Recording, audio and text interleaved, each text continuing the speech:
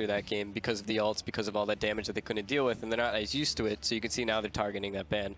Yeah, I think that is absolutely the correct direction to walk into. In memory of Gabe, now they have the choice. The ban ball is in their court. Which direction do you expect them to go? As far as bans are concerned, I would imagine that Gabe just, there it is, Yeah. the Scotty, because they know that Oxygen Supremacy has the first pick, so you don't want to allow either Venenu or Day to have that Scotty online. They've just been way too threatening with that pick and just absolutely crushing it, so just take it away. Skeleton needs to make a little bit more noise here in game number 2 as well. He's been one of the go-to players in the entire day, so I want to see him step up a little bit more in game 2, like we've been used to seeing him do for the majority of today.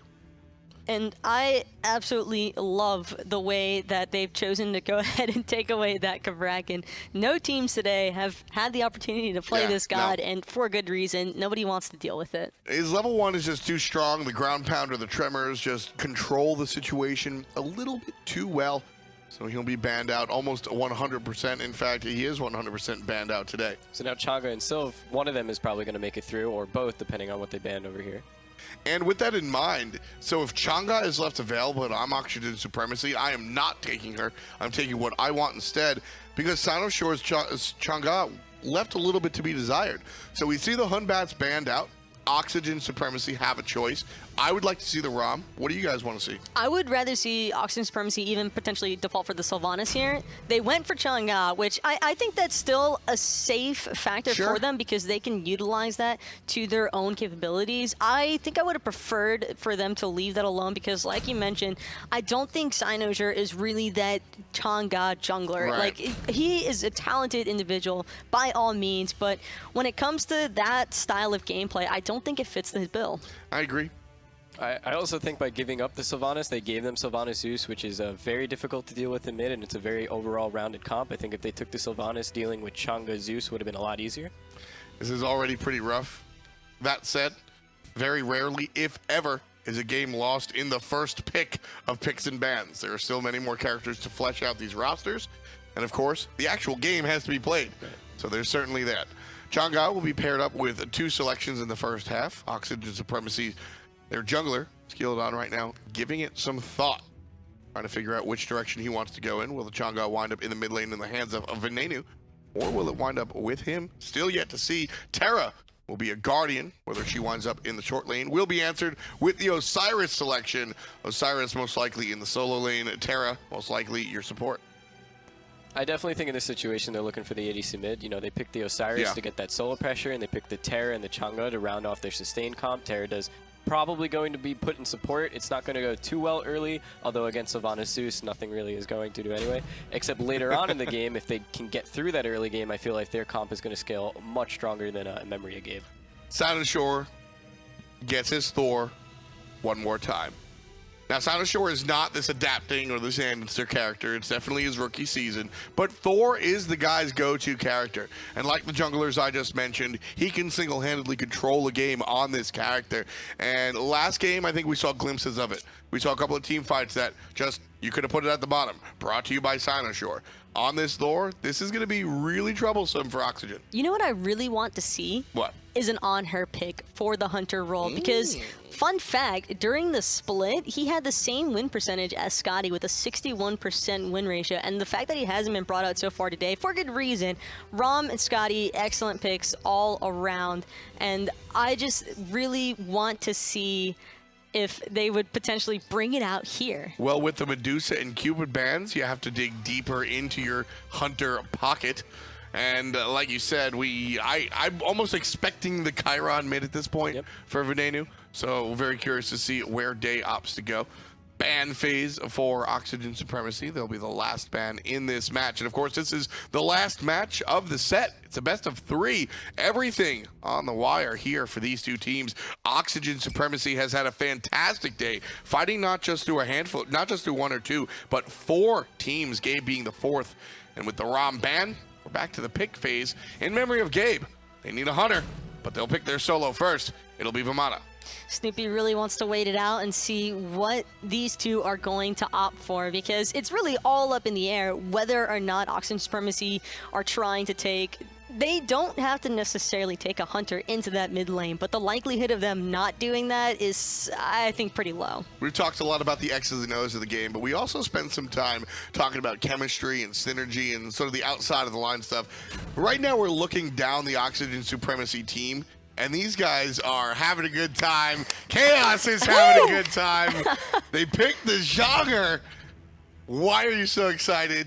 Well, I mean, you love Zhong. I love Zhong. I mean, the character's super tanky. He's got a huge burst ultimate. Against Zeus, he probably can do super well early, although it's very dependent on who gets ahead early. If the Zeus gets ahead early, it's just going to stomp through the Zhong Kui. If the Zhong Kui gets ahead early, he's just going to stomp through the Zeus. Usually, if Zeus falls behind early anyway, he gets stomped.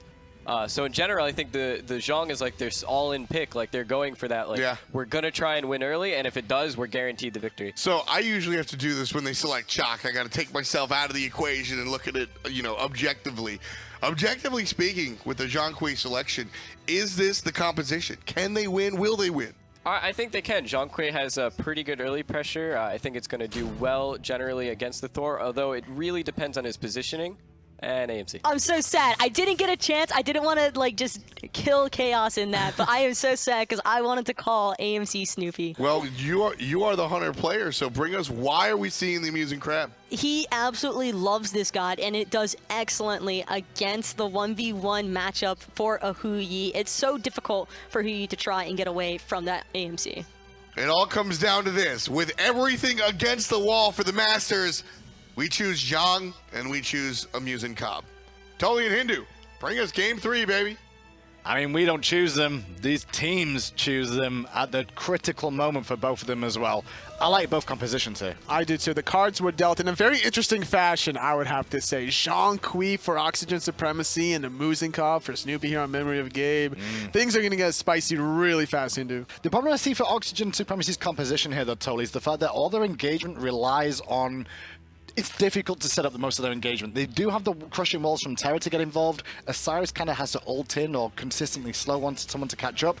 Hou-Yi has to ricochet or there's a waxing moon. There's not that much engage. Well, there's a lot of AoE here between the Zhong Kui ultimate, the Hu-Yi. They have the double sustain between the Chang'e and the Terra. Have Osiris for the anti-sustain against the Sylvanas from out of Memory of Gabe. The one thing that they don't necessarily have that Memory of Gabe do is the long-range safe poke that the Thor can provide to allow the Zeus to follow up with the Amusing Cobb. Just a little bit worried about that engage thing, but the one thing that Oxygen did show is that when Noble had the engage comp, they just sat back and waited previously for the opposition to initiate first. Memory Gabe could do that. The problem is that Zeus may already get a kill before they could try and turn it around. And Oxygen are really good about just playing the waiting game. However, the last game, there were some questionable plays where they were trying to kind of force a little bit too much. Sure. We saw in the dueling around level 8 how Data Remember tried to make the 1v1 play, and then Cynosure rotated underneath. And on top of that, Skeleton looking for the aggressive teleport to his own ability. Excuse me, Oxygen, but that is a Memory of Gabe strat I see in the mid lane. That is not your strategy, my friends. They're going to try and collapse in the mid lane with 3 members, Oxygen, because Kiki's round the back of both Cynosure and Hurrywind, but they smelled it out in time, and Hurrywind will be safe enough. On the right-hand side, look what they sent there, though. Neramar did go there on Terra just to make sure Warris didn't get free farm at the beginning of the game, and now with 3 members, Oxygen can look towards the speed buff. Hurrywind has seen those kinds of plays time in and time out before. You're not going to catch that kind of a veteran player slipping. However, still going to be able to secure the speed buff on the side of Memory of Gabe. It's going to hurt out Walrus unless he can steal this away. Well, he went for the steal over the wall, but he was a little bit too late to the party there. Left-hand side, Memory of Gabe, though, will secure their own red buff. They didn't even look to invade there, Tully. They just went for their own safety of their own half of the map. Wanting to get mid pressure as quickly as possible, grabbing their own red, bouncing back to mid, trying to zone away the Chang'e and the Zhong Kui, but instead of looking to invade a little bit as the Hunter pressure heavily favoring out Memory of Gabe. Amusing Cobb, one of the highest clearing Hunters in all of Smite. Now with Eonic and Snoopy in this left-hand side, they've been available to go and invade that red buff, especially because the pressure that Memory of Gabe got in the mid lane. Purple buff does still stand here. Data Remember isn't the worst god to be in a 2v1 as Hou-Yi, just for the simple reason he can ricochet from distance to at least Tag the creeps. And he has a jump walrus, though. He's in a lot of trouble. The little baby, the fadeaway shot from Kiki confirming first blood. That's one way to shut down Mark Maloney. Well, they get first blood, but on the left-hand side of the map, Memory of Gabe will strip the purple and the oracles as well. Once again, Skeleton looking to invest a little bit, not Skeleton, I should say, is Neromar right now, and the support who's over in the solo lane. They've really babysat quite a bit for Kiki in these games so far. And that's not a bad idea here, considering that a Terra in the dual lane is not going to provide you too much here, especially considering that the Sylvanas is going to outclear you anyway. There's not too much kill potential as the sustain from Ionic is going to top off Snoopy. So whereas Memory of Gabe is babysitting Snoopy, Oxygen is babysitting Kiki. Now, Walrus could be in a bit more of a deficit now. Remember, he lost his blue buff on this right-hand side as well. Took a tumble for the first blood, did teleport back in, but Kiki is able to control this lane pretty well now. Only 3 potions available for Walrus in his inventory, whereas Kiki still has the chalice and potions to top himself up on top of that, and the teleport up if he wants to go back. Not having any mana potions for Walrus makes it difficult trying to stay in the lane as long as possible. He doesn't have this one-shot clear with the Umbrella Ring quite yet, so having to wait until level 7, this allows Kiki to still sit in the lane, look for a lot of bully potential with all of his abilities. Snoopy and Ionic did proxy farm away on the left-hand side, keeping Data Remember trapped under the tower, but Oxygen aren't too worried about that because nobody's in the left-hand side of the map. There's no buffs available for a little while now, but Snoopy will make sure to put some pressure onto Data Remember to make sure he can't get all the golden experience from that wave. Ultimate still available for Snoopy on the Samuzin Cob. He hits that. It's going to be a cripple onto Data Remember and preventing him from jump, having to use the purification beads. That's going to be a big important cooldown, and then that's going to be the jungler making these important rotations. Skeleton's on a rotation now. Didn't look for the waxing moon there, just a bit of damage. As the blue and speed are about to come up for Memory of Gabe, that's where the intention of Oxygen seems to be on this right-hand side of the map. Trying to look for some sort of pressure onto anywhere that they can. Ionic hiding around this corner, hoping Data Remember is going to overstep a little bit of his boundaries, but Nirama spots the Sylvanas support right around the corner. A lot of safety now for Data Remember. Horrywin now level 6. Still not headed back to base just yet, but has picked up the red buff. Oxygen did strip the speed and the blue buff away from Memory of Gabe on the right-hand side once more.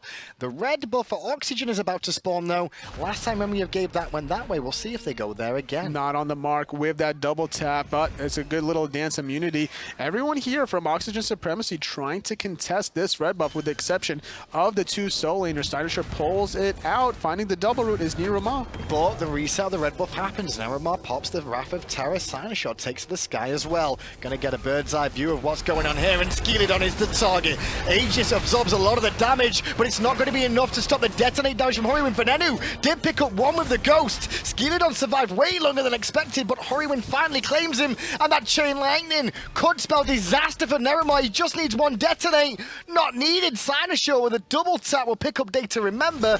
3 for 2. 3 for 2. Snoopy barely able to escape with his life there, and still having a lot of pressure though on the soul lane. Left in a 1v1 spot. We're gonna see Kiki still being a big bully, having this 1 level advantage. So despite Memory of Gabe having that little bit of an advantage on the left, they have the disadvantage which they're gonna have to answer eventually on the right. They will eventually, but for now, as long as 4 members are winning, they don't necessarily have to worry too much about 1 member who is ahead in a different lane. There was a point in time earlier on today when Kiki Sochiki was the Vamana, and he had a bad matchup against Aquarius playing the Osiris, but once it got to the late game, he was a force to be reckoned with. However, this time around, he has a little bit of a lead, so imagine what he's able to do once these mid to late game team fights start breaking out. Horrywin is still not backed. He's still sat there with his starting items, still not going back to base. He's going now. Is he going to be the Doom Orb? No, he'll go straight for the pen boots.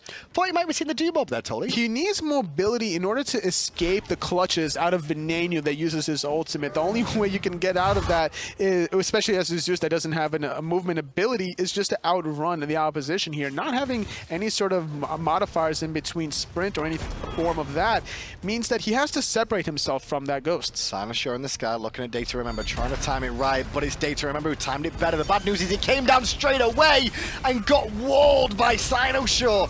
Yes, the ultimate wasn't great, but the wall was so much better. And now it's Ionic, though, that gets rooted out in play. Skeleton is here trying to confirm the kill. The Chang'e ultimate could be used, as well as the Zhonghui, just to answer back. A nice little response from Oxygen. You might as well there, Tolly. Might as well pick up the kill. He's low enough to get the kill onto. The bad news is it costs you 2 ultimates. And this could be a little bit of a window that Memory of Gabe could exploit for within the next 70 seconds or so. Gold Fury is not necessarily going to be started up at the 7-minute mark, but just to force a little encounter around these mid-heartbeats, Memory of Gabe will have the ultimate advantage. And now Veneno in the mid lane on the Zhonghui needs to restack one more time here, and he's going to do so with that exorcism after applying the card. Needs to get those extra protections in the bag for when he does use the ultimate next time round. And having this mobility allows him to still chase down a lot of these members from Memory of Gabe, which is why he's not going for this glass cannon style right off the bat with the Doom Orb Rush that he did earlier on today. Whenever he did feel very confident, he has an early dev thus far, which could have been the reasoning why it deterred his option. Well, we're about 6.5 hours in so far since Oxygen started their day at 11 o'clock local time. We started this game, this specific one, at 5:30. These guys have been going so long, Tolly. Very little breaks so far for them today. They basically just going to keep going to the route, well, or they win. Absolutely, and this is a great Smite action to see out of the Challenger Circuit team.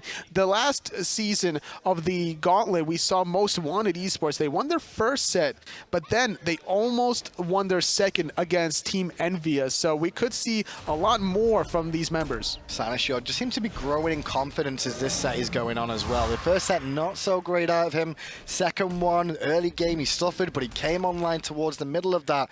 And now in this set, currently 2-0 and 2, equal level with Skilly so far, but he is making an impact. Ooh, Oxygen really want to force a fight with Kiki, making the teleport terror using his ultimate. Sinosure as well. Horrorwind in a lot of trouble in the backline. But Data Remember's focused by Sinosure to keep him busy. Data Remember will kick Horrorwind thanks to the Suns though, but he'll trade out with Sinosure on the right-hand side. The bad news is the ghosts are in town, and the slow from the card is good enough for Skilly to get in range. It's 3 for 1, and the last time we spoke about Oxygen doing that, they won the game after a Gold Fury. Here comes the monster, Kiki, forcing the zoning between Walrus and Snoopy. He might have bit off more than he could chew though, because the rest of his teammates have started that Gold Fury. He's being taken down, ready at half health here. Oh no. 3 members. Snoopy could look to stop this. 3 magical damage dealers are not going to bring down the Gold Fury quick enough at this stage. There's no secure ultimate out of them even. No Krakens, no Spirit of the 9 Winds there. You're going to have to surrender it. Kiki should have fallen back. Small mistake from Oxygen. The fight overall, though, was very good for them. It was a good zoning mechanism, but it was just a little too long there. Could have peeled back a little bit sooner. What's a level 9 Vamana going to do at that point in time anyway? Whenever you already had a 3 for 1, at that point, you might as well at least zone around the Gold Fury, so that way the rest of your teammates can reset the Gold Fury and help you if you get in a little bit of danger. And Kiki underestimated where Snoopy's position was there. And look at Snoopy now, just dinged level 12. Data Remember may hit level 10 off that wave, which puts him at a 2-level deficit against this Amuzen Cobb that has been protected since the beginning of the game. A lot of these games today have been the story of one soul laner gets ahead, whereas the enemy team's Hunter gets ahead as well. And this has been a point in time where Snoopy's more ahead of Kiki. Like you mentioned, he was level 12. He also had the red buff, I believe, during that encounter, making his in-hands just hurt a little bit too much for this Osiris player. Well, that last team fight did even things up for Oxygen after them falling down for the first blood. Now the Gold Fury still stands, however, it's an equal game between the two. And that, at 10 minutes in, Tolly, we can start looking towards where sustain is going to come from, because we do have a Chang'e, we've also got a Terror on one team, and then across the way there is Sylvanas just firing those wisps off. Ooh, Skeleton doing a nice job surviving despite getting stunned out. Could have been potentially a bad case if he got stuck on the other side of that wall. Sinosure needs to try to figure out a way to better position this wall, because these kills can easily be heavily in the favor of Memory of Gabe if that one ability forces them into the side of them. Now, we talked about the Hunters and the duel and the level difference there. Well, Kiki had support early on in this game to pressure onto Walrus, which is still happening right now as we speak, as the blue buff is taken away from Walrus once more. But the level disparity between the two is not as big as the duo lane, Tolly. That's true. There's 3 levels that Snoopy is ahead as, whereas Kiki is only ahead about 1 level. Just now, finishing off that Breastplate of Valor is Walrus, while Kiki have already had that for quite a while.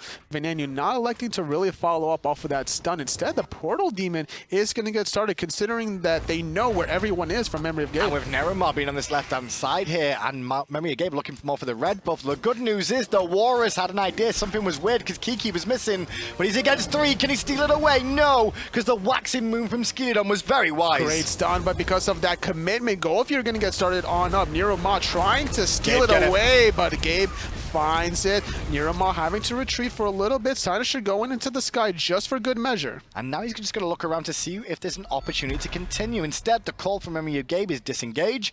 They will be happy to take a Gold Fury for a Portal Demon at this stage. Slightly favoring Gabe at this point, a little more value out of that Gold Fury compared to that Portal Demon.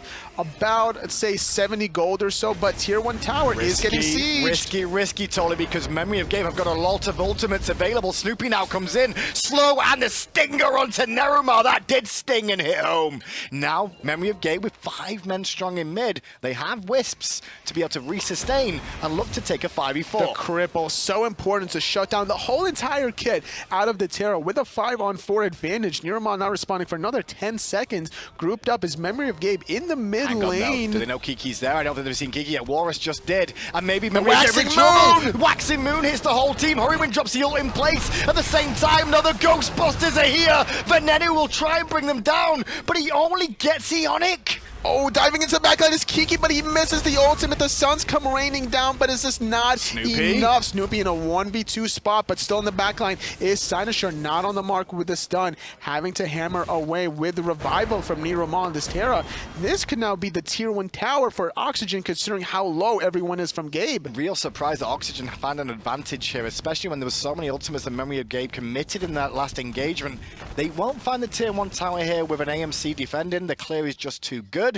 Without minions, they have to fall back once more, which keeps the game at roughly 1,000 gold lead for Memory of Gabe. Only a level 11 Hu Yi makes it a little difficult to try to truly find this Tier 1 in the mid tower, but still like the mindset to go for this objective, because this puts Snoopy in a spot where he has to make the conscious decision between, does he put himself slightly out of position trying to defend this Tier 1 tower, but luckily for him, Amusenkop having the long range clear, it was a very safe decision. And you look at the deaths on the side of Memory of Gabe here, and you can see it's very similar to what the story of Oxygen have been here. It was Neromar that was always the casualty of war for the side of Oxygen, and the team went on to win. Well, right now, Ionic has died 4 times on this Sylvanas, but his team are up in kills because of it. Not a problem for support, as long as his team is going to be the beneficiary of his sacrifice. Still a good job, though, is Walrus. He was behind a level or 2 earlier on, but now he's caught up, even feeling as bold enough to complete the Sunder on his second relic, but 3-level advantage here as Snoopy's hitting level 15, 5-0-4. That Sunder's going to really help, though. One thing that's very good against a Zhong Kui, for example, is shredding protections. That's why Nemesis is always good against a Zhong Kui.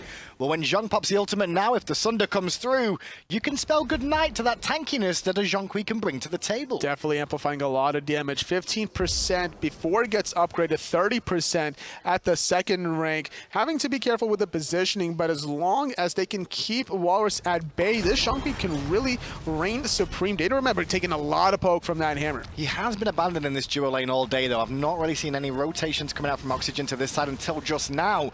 But when you look at it, Tolly, the tower's near enough dead right now. There's not really much to defend. No, it's 3-on-3, but it's going to be about a 4-on-3 as we see Zeus making the rotation a little bit before Venenu. However, those two spot each other out. That's one of those awkward things of like, oh, you're in mid, oh, so am I. Let's just back away. We're not going to fight because that'd just be silly. Now, one of those, wait for the whole team. One of those draw-offs in like the Wild West is like, you gonna take the shot?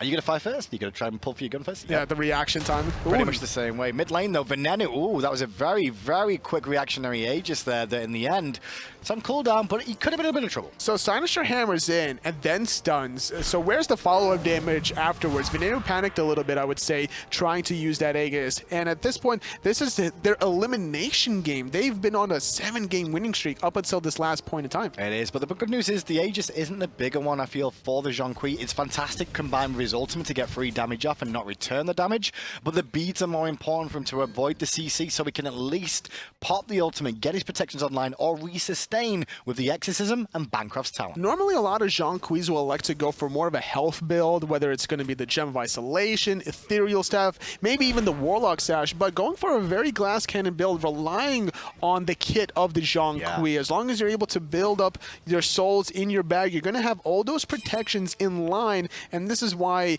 Veneno is deflecting away from that option. Well, we'll see where now Veneno goes with this build, because he's got the tier 2, which could potentially be the Spear of the Magus, which is a pretty common sort of opportunity here. A lot of dot damage on the side of Zhang, but he could look for the Divine Ruin, because anti-heal is important, especially against the likes of Walrus and the Vamana and the Wisps coming out. And not just that, Hives from Snoopy give a fair bit of healing. With the anti-healing option from Kiki and Skilladon, I don't expect Divine Ruin to be picked up by Veneno. Instead, relying on more damage between that Spear of the Magus. Gold Fury, though, does get completed by Memory of Gabe, just a little bit too slow to react as Oxygen. And is that stamina that's starting to take its toll here, Tolly? Or is this the composition that they're going to have to kind of wait a little bit longer for this comp to come online? It's still really early to tell at the 17-minute mark, but Gabe is just really just dragging every inch in this battlefield. Oxygen not getting the better end of that. They're just one step too slow. Chaos on the analyst desk, he was the one mentioning earlier on, like, if you pick Zhang and you run away with the game, you can run away with it straight away, but you can do the same thing with Zeus. If Zeus or Zhang Kui fall behind, it could be devastation for either team. Right now, Veneno is a little bit behind that of Horrorwind, as the Portal Demon is now being looked at. And it's probably been the first time that Zeus has been elected to be played all day today. Yawning very low, though, the Waxing Moon being dealt damage. Silence just in the sky, diving in the backline is Kiki, finding the first victim. Support for support, but Skilladon being chased by Walrus. And on the backside, Horrorwind is being run down by Kiki right now, but he's got support from Snoopy and Cynosure. Snoopy will clean up Veneno. Both mid laners dead. Kiki falls back towards his team, but walks right towards Walrus. Skilladon's trying to help him out of a tricky situation, but the wall from Cynosure will deny an option of turnaround there. The Portal Demon now being looked at by Memory of Gabe. Data, remember, Tolly, he was in the duo lane then, tries to rotate. In the end, he just ends up getting a tier 1. And the fact of the matter was, that was a 2-for-2 for quite a while, up until that last kill onto Kiki, but they were fighting 4-on-5. Not only that, Snoopy is just so far ahead. Level 18 a Musenkopf. However, that one ultimate from Data Remember could have turned the tide. A zoning ultimate could have deterred anyone from chasing down anyone else on the form of Oxygen. It's just a waiting game now for Oxygen. With them being 3 kills down, they lose the Portal Demon. The Oracles on the left are going to go before I think we can see a contest coming out from Neramar. Not going to find the kill, unfortunately, there. Nice little try, though, to make it a 1-for-1 split. The Gold Fury's still down, though, for 3 minutes. So the windows of extra opportunities in the mid lane objective-wise is not available for either team. Not yet, but Cynosure have been doing a good job thus far with his Tectonic Rifts. He's always in the right spot at the right time, trying to set up his teammates, and we've seen how much follow-up damage that Horrorwind and Snoopy have been able to capitalize off of this setup. And this is the point in time now with Walrus playing this Vamana. As he's getting into the late game, he's been able to now take his 1 to 2 level deficit from earlier on with a 1 level advantage. And right now, Kiki's so cheeky. He's had a good early to mid game, but as we started to approach the late game, this is where Cyrus really struggles, Tolly. He's really just a meat box that gets in your way for the most part. Damage output can be useful if you're ahead, but at the moment, he's only just even. This reminds me of the kind of style that Verizial kind of plays the Thor, but diving in the backline, Skilladon finding a nice Waxing Moon, trying to keep his tier 1 tower alive. Veneno diving. But it's only going to hit onto Eonic. Kiki around the back, now looking to engage, but a good ult from Eonic will disengage that for now. Horrorwind drops his ult at the same time, however. Nice ricochet coming out from Data Remember. Cynosure to the sky. The Thunder is going to be good. Walrus finding the kill onto Skilladon. Veneno nowhere to go. The downfall of the Zhang Kui. 2 kills for Walrus and Kiki on the front. He could be the 3rd if Walrus wants it, but Horrorwind will deny that option with a quick detonate. Aegis forced by Data Remembers. Now Memory of Gabe barrel down the mid lane. They take the tier 1, still 5 members strong. They can look at the tier 2 as well. Finding these picks onto Veneno and to Skilladon early on makes it so much easier for everybody else. Just overstepping their boundaries was Oxygen supremacy. Going too far out of their tier 1 tower, they have nowhere more to go, and they're going to lose their 4th member here. Tier 2 already fell, and this could easily be the mid Phoenix. With 30 seconds on Neromar, 4 or 5 seconds still on Skeleton and Veneno as well. The Phoenix in mid will indeed fall down. Data, remember, no ultimate available. It's a double tech, forced to dash away. That will be the Phoenix. Easy pickings here, just staggered deaths all across the board here for OS, and this is not looking too good. They were winning 7 games in a row, and now they're about to lose 2 if they can't stop Memory of Gabe's onslaught. Let's be honest, Oxygen came in this without much of a hope for many people. They're like, yeah, they've got some experienced names on that team that have been around the scene before, but they couldn't make it to the Pro League at the start of this split. What's going to be any different? Maybe they have a good set against Flashpoint. Maybe. But have a good set against Flashpoint, have a good set against Noble, destroy LG as well, and then make Memory of Gabe go to 3 games. Even if they lose this, they can hold their heads high. Well, I don't even know. Like, maybe in the beginning of this, that was their mentality, but heading into this set against Memory of Gabe, especially after they won the first game of the set, I wouldn't be surprised if they're going to be a little, not necessarily too emotional, but a little bit disappointed considering the fact that they had the potential. They were just 1 game away from getting to that next step. Well, we're talking like it's over, and it's not just yet, but it is at a critically negative moment for Oxygen right now, with the middle Phoenix being down.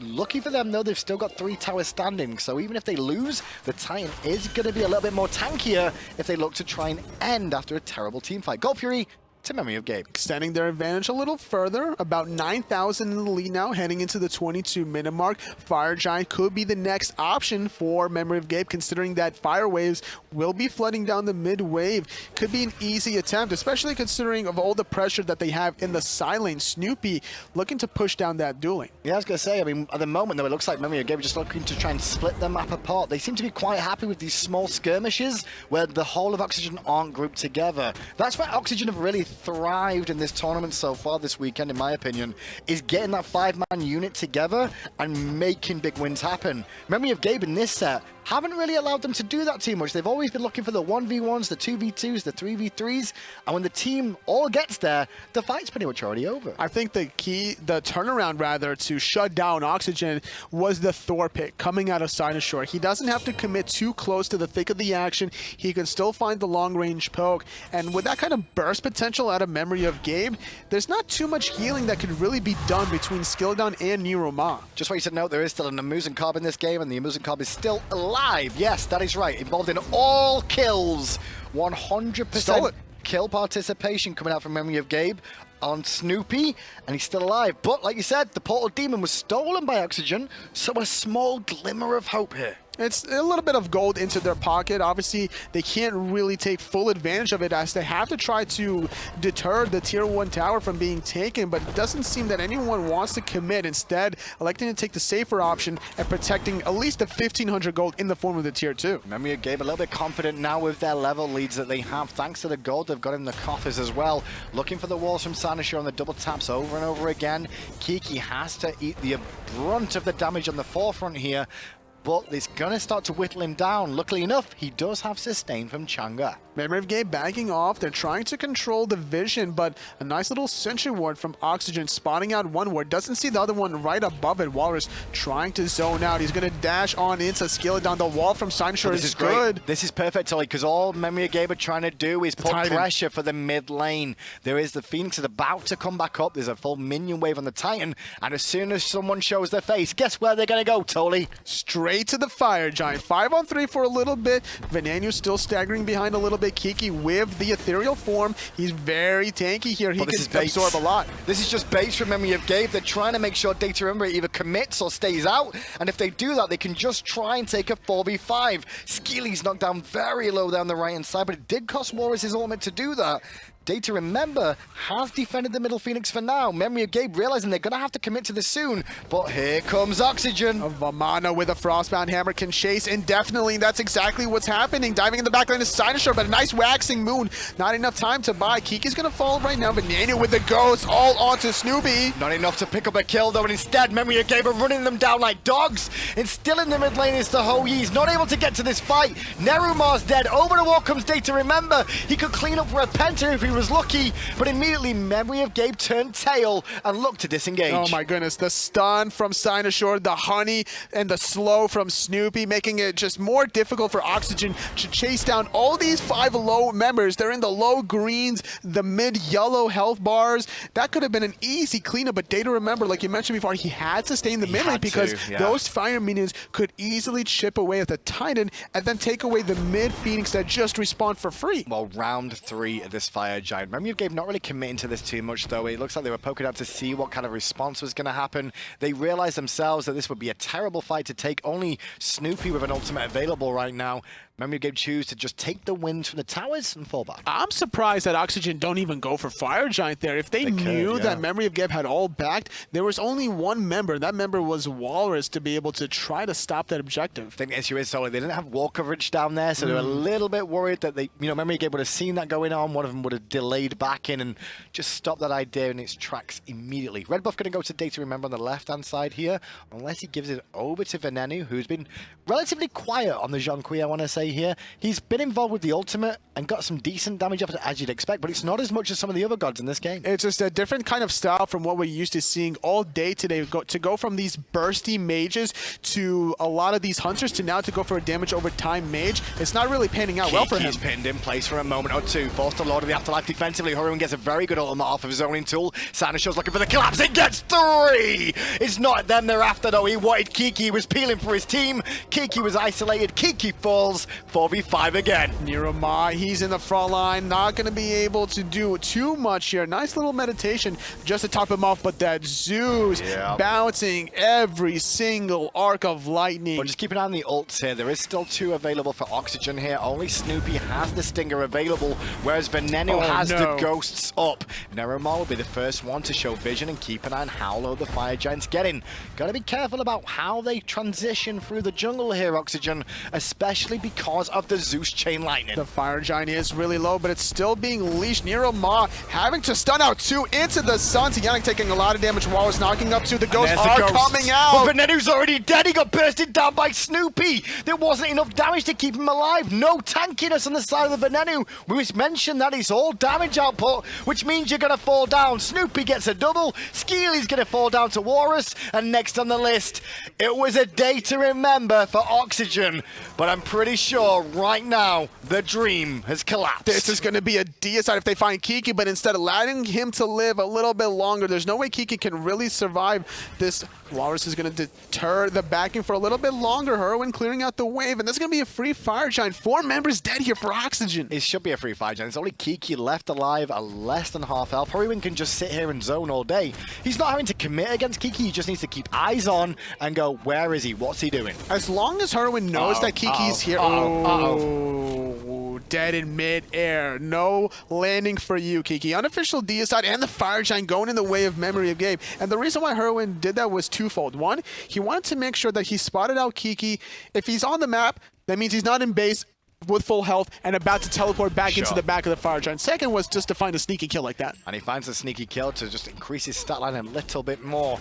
The middle Phoenix is already weakened after the last couple of fights as well. And with the Fire Giant on all 5 members of Memory of Gabe now, they will turn their attention to this right-hand side with minions pressuring in. Tier 2 tower, let's take some free gold. 12,000 gold. Right now, it's about to be 13.5 after this Tier 2 on the right. The mid Phoenix is very vulnerable, about half health after the respawn. Right side Phoenix is going to be the first target for Memory of Gabe. Still a 4v5 for a few more seconds though, but all 4 members of Oxygen have their ultimates available. Scrap that Data Remember, just used his as a zoning tool there for the best of his ability. Memory of Gabe won't be too upset to see that one on cooldown for this next engagement. They still have Venani's ultimate to be able to zone a little bit more. If Memory of Gabe commit full on the right-hand side, it's going to be interesting to see just how much damage these ghosts truly do. The amount of damage Snoopy's doing now, totally, Venenu is going to have to ult in, pop beads, pop Aegis at the same time, just to be able to get towards their opposition. Because if not, Snoopy will two-shot him. Ooh, nice little stun by Niroma, but no real follow-up. Holding on to the Waxing Moon is Skilledon. Walrus goes in, pressures onto Neromar, gets tower aggro. The ultimate from Horrywin should delete Neromar, but no, it's Skilledon first down. Sadishaw went in very deep there, but he won't be too disappointed as his team is still in a decent enough position. Kiki has respawned and comes around the back, but forced to Lord of the Afterlife back towards the mid lane. The mid Phoenix, though, is vulnerable. He gets taken out instantly. Snoopy having to retreat a little bit. He's going to get chased down, though. Kiki getting slowed by that Frostbound Hammer. Ionic looking for the pull, not going to find it. And in the end, Kiki will get away. On top of that, though, Memory of Gabe got what they came for. They get the right-hand Phoenix, the weakened middle Phoenix, and turn their attention to the final Tier 2 tower that is keeping Oxygen in this game. Slow and steady. Memory of Gabe, they know what's at stake here. They do not want to be knocked out of contention of this North American Gauntlet by the Challenger Circuit team that's had such a great run thus far today. Right now, they can just head back to Gold Fury, Memory again. There's nothing else they can really do on this left-hand side. You know, they're a little bit worried without having Sinosure here, with all the ults invested in the last engagement.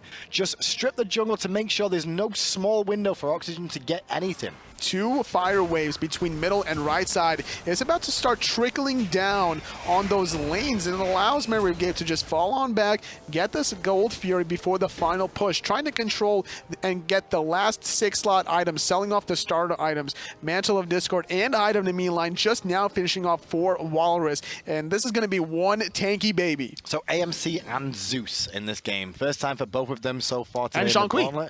And Jean-Qui as well. But the key is, did Memory of Gabe, to get to this point... And Hui. To get to this point, Totally, did they have to invest some of their strategies they wanted to hold for later on in this tournament? I don't necessarily think so, because every single game is do or die. Honestly, Memory of Gabe probably didn't even expect Oxygen to get this far. They probably thought it's going to be Team Allegiance or maybe even Noble at that point. They didn't expect probably Oxygen or Flashpoint to make it this far, but the fact of the matter was there's still great contention from Oxygen. They got this far, a 7-game winning streak. They gave a run for Memory of Gabe's money. But they're going to be too late getting back to base here, I think, because only Data remembers here, right-hand side. You can see the recall coming out from Skidon as quick as he can, fast as his legs can carry him, and the bunnies too, just to get to this Phoenix to defend. They're trying to backdoor it, though, the Memory of Gabe there. They got the ultimate out of Data remember one more time, and there goes Skeely. Not able to find too much damage here. Sinosure is going to go into the sky, diving the back line onto the Chang'e, forcing out the Aegis. In goes Venenu with the Ghost on the backside now, looking to get as much damage off as he can. Immediately, Memory of Gabe turn tail and flee, just trying to stay alive for a moment, and they will do so. Sustain is the name of the game right now, but Oxygen do not want them to be able to get the Wisps and re-sustain back up. But look at this, look at the Titan room. The Titan's being taken down a little bit here, and a lot of trouble. Is Waller stuck in a bad spot, but taken out. Niruma, no problem. Everyone really low from Oxygen. Memory of Gabe, they want to be able to close this one out. And Hurrywin will get a double kill. Kiki on the left-hand side will fall. Sinosure will fall. Memory of Gabe will finally do it. They've taken down Oxygen. They have put them on life support and finally pulled the plug. Oxygen did so well to get to this point, Tully, but their dream has collapsed. And they didn't go down without a fight. Memory of Gabe winning that 3rd game, the first set to have the 3rd game in a row thus far. And with this win here, we're going to see Memory of Gabe in the next set against Soar Gaming. But Memory of Gabe will probably not be happy or expecting to have to have done as much as they did today so far. They probably expected a quick 2-0 here, but having seen the performances out of Oxygen today, you've got to look at them and go, geez, these guys are real shoo-ins for the relegations now. The bottom teams, the bottom 2, Noble and Flashpoint, they're going to be really running scared of them. Oh, absolutely. There's no denying just how well of a performance that this team put up today. Sure, fantastic work from Oxygen, but it wasn't good enough to beat Memory of Gabe. Gabe will march on to face Soar. The winner of that goes to face United on Sunday. Oof, that's going to be quite an exciting match. Sunday finals, NA versus EU, the wildcard best of 1 action. But that's all over the course of the weekend. We've still got plenty more to bring you today. First of all, let's head over to the analyst desk with Chaos, Tom, and Taco to break down that Game 3. What an incredible set that we saw so far. Chaos waving the friends at home, I guess. What an incredible day that we saw for In Memory of Gabe. Unfortunately, all of their hard work and hard efforts, we started at 11. We're 7 minutes in. See ya. It's all about the other 2 teams now. All of that, I won't say for nothing. I think they've impressed a lot of people. I think they obviously have a great story to tell. But more importantly, come relegation, I think that they're going to make some waves. Let's not get ahead of ourselves. I mean, I stated it earlier today, whether or not they managed to progress onwards to the final boss, I still think that this was a really important stepping stone for this team to take, and I really just hope that they continue to develop and progress as a whole team. I'm with you on that. That was a pleasure, just honestly a pleasure to watch that team really do as much as they did, and I I don't root for people here on the desk. You're laughing because I was rooting for them there in Game 3. I got audibly mad when they didn't kill Snoopy. I thought they might have been able to come back and grab it, but unfortunately for them and their fans, but fortunately for In Memory of Gabe and their fans, it went the different direction. Snoopy on the amusing cob. This character is laughed at by most of the Smite scene, but coming through hot. Why is AMC so strong? I think the thing is they weren't able to capitalize on him early. Unfortunately, Zhang ended up dying in these fights early to Zeus, so he wasn't able to get ahead. He kept trading equal, and unfortunately, IMOG was so far ahead at that point that No, sorry. Oh, no, you can go ahead. That every time that Zhang ended up going on AMC, AMC just actually shredded through him and was able to kill him before Zhang could kill him. So there was never that fair trade. Even though AMC was immobile, Zhang wasn't able to take advantage of that. And I think more so than anything, I think that Gabe just managed to finally find Oxygen's kryptonite, and that was shutting down Day to Remember consistently in all 3 games. We didn't get to see the same kind of performance out of Day to Remember, and whether it was fatigue or whatever you want to call it, either way, Snoopy had the shutdown onto this man's and was not letting him do anything. A big point that I'm going to steal for myself that Chaos mentioned off the air was the fact that the jungle choice was Chang'e. By having a jungler like that instead of the traditional jungler, Snoopy on the amusing cob is a little bit safer. You're not going to get surprise blinked on or anything out of the jungle, and so having that in mind, Snoopy's able to hang out in that long lane, farm up, and then make plays like this happen. I mean, there was a point in the game where he was immediately, like at this stage in the game, Snoopy was 14 going on to 15 when Day was barely hanging on to level 11. It's just the entire game, he had at least a 3-level disparity between the 2 hunters.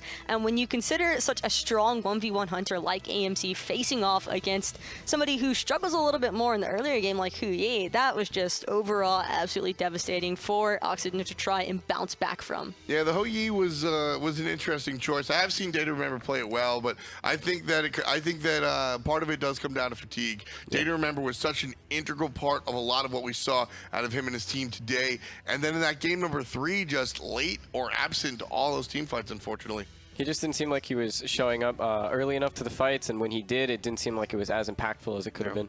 So whatever the reason it may be, we see the challengers finally fall down. They traveled, they climbed, and they almost made it to the end, but almost only counts in horseshoes and hand grenades. Venenu standing by with Toli. Let's talk to the mid laner. Thank you, Tom. I'm here with Venenu, the mid player from Oxygen Supremacy, going 7-2 today in the North American Gauntlet. Tell me, was stamina an issue for you and your squad in the last set? Towards the end, yeah, we really were getting burnt out. We tried our best to keep everything going.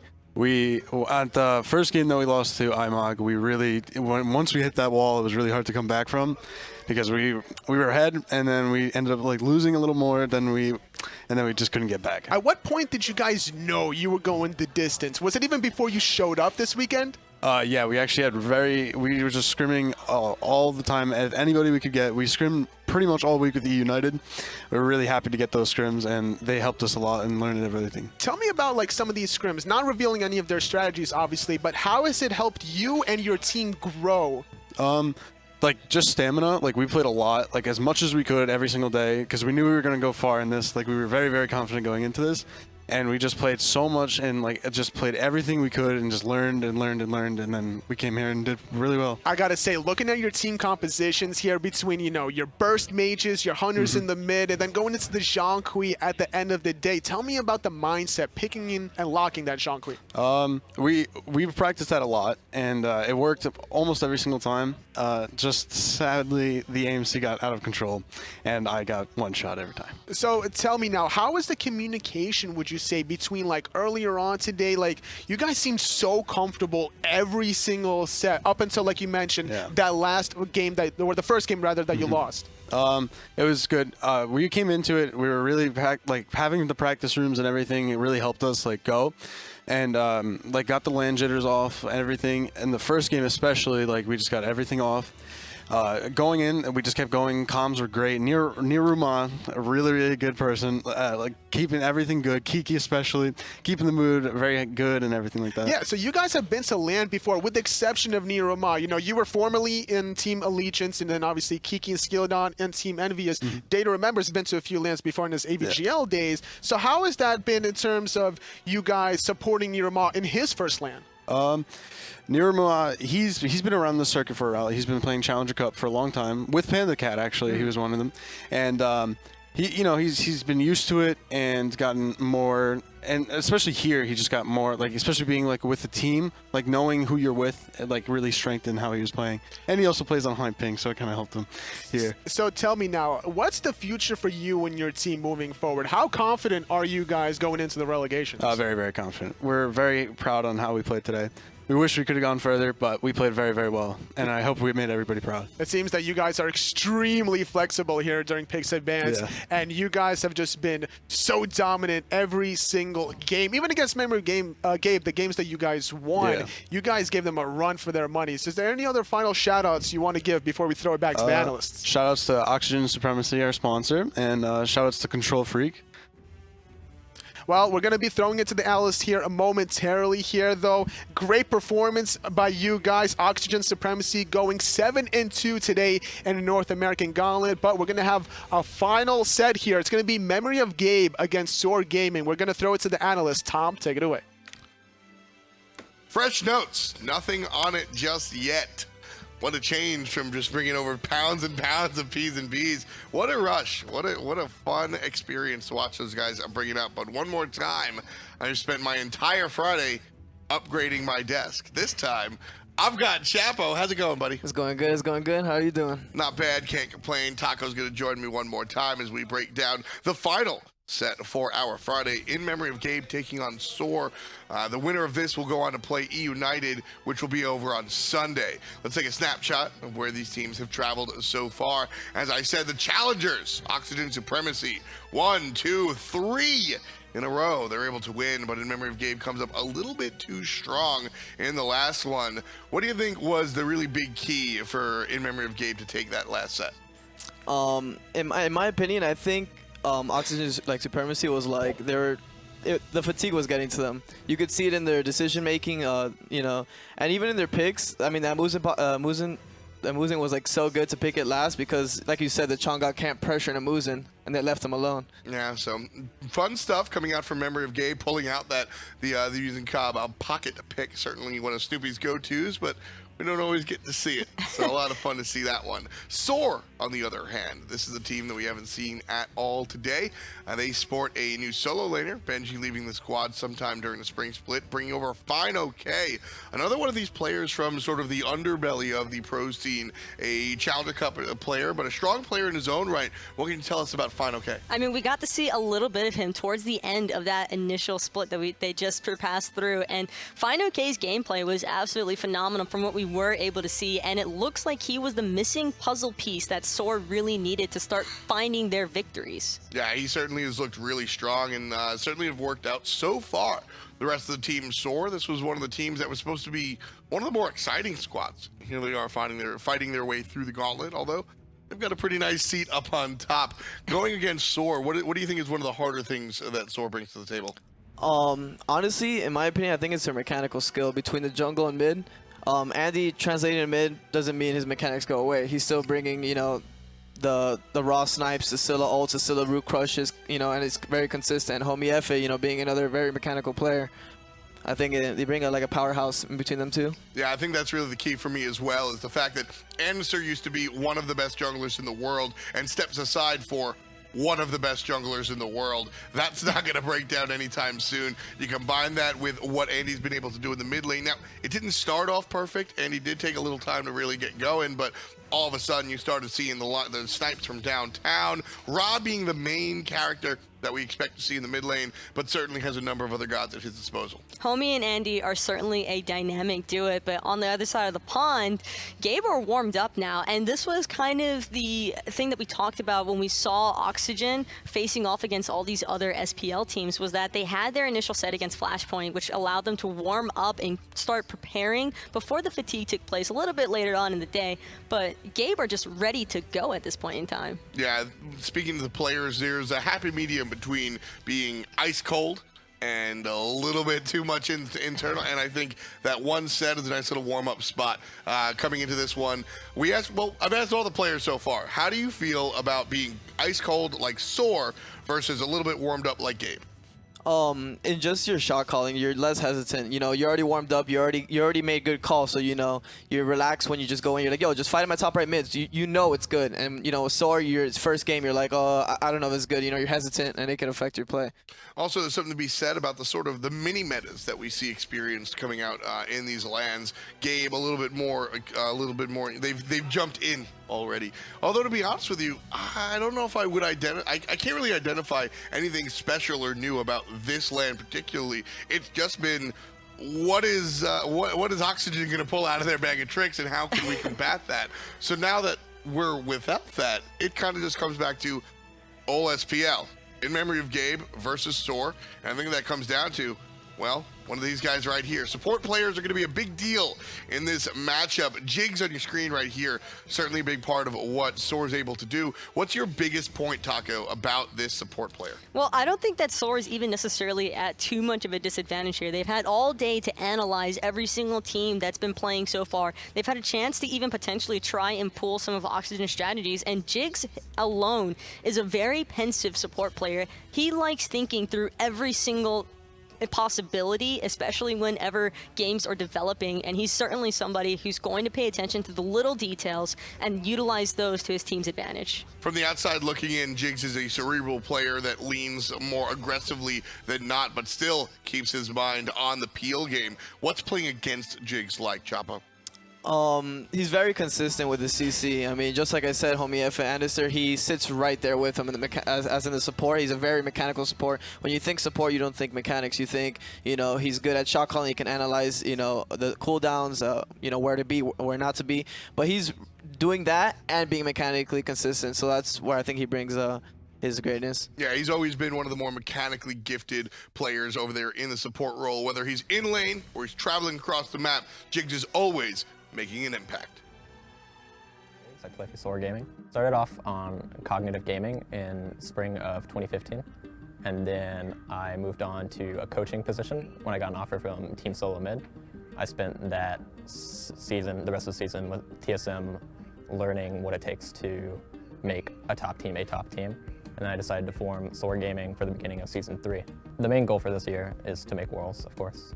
The only team we have any worries facing is United, because they're the only team that we don't really scrim at all, and we also didn't get the chance to play them in the actual split. Yeah, so we had a really rough start.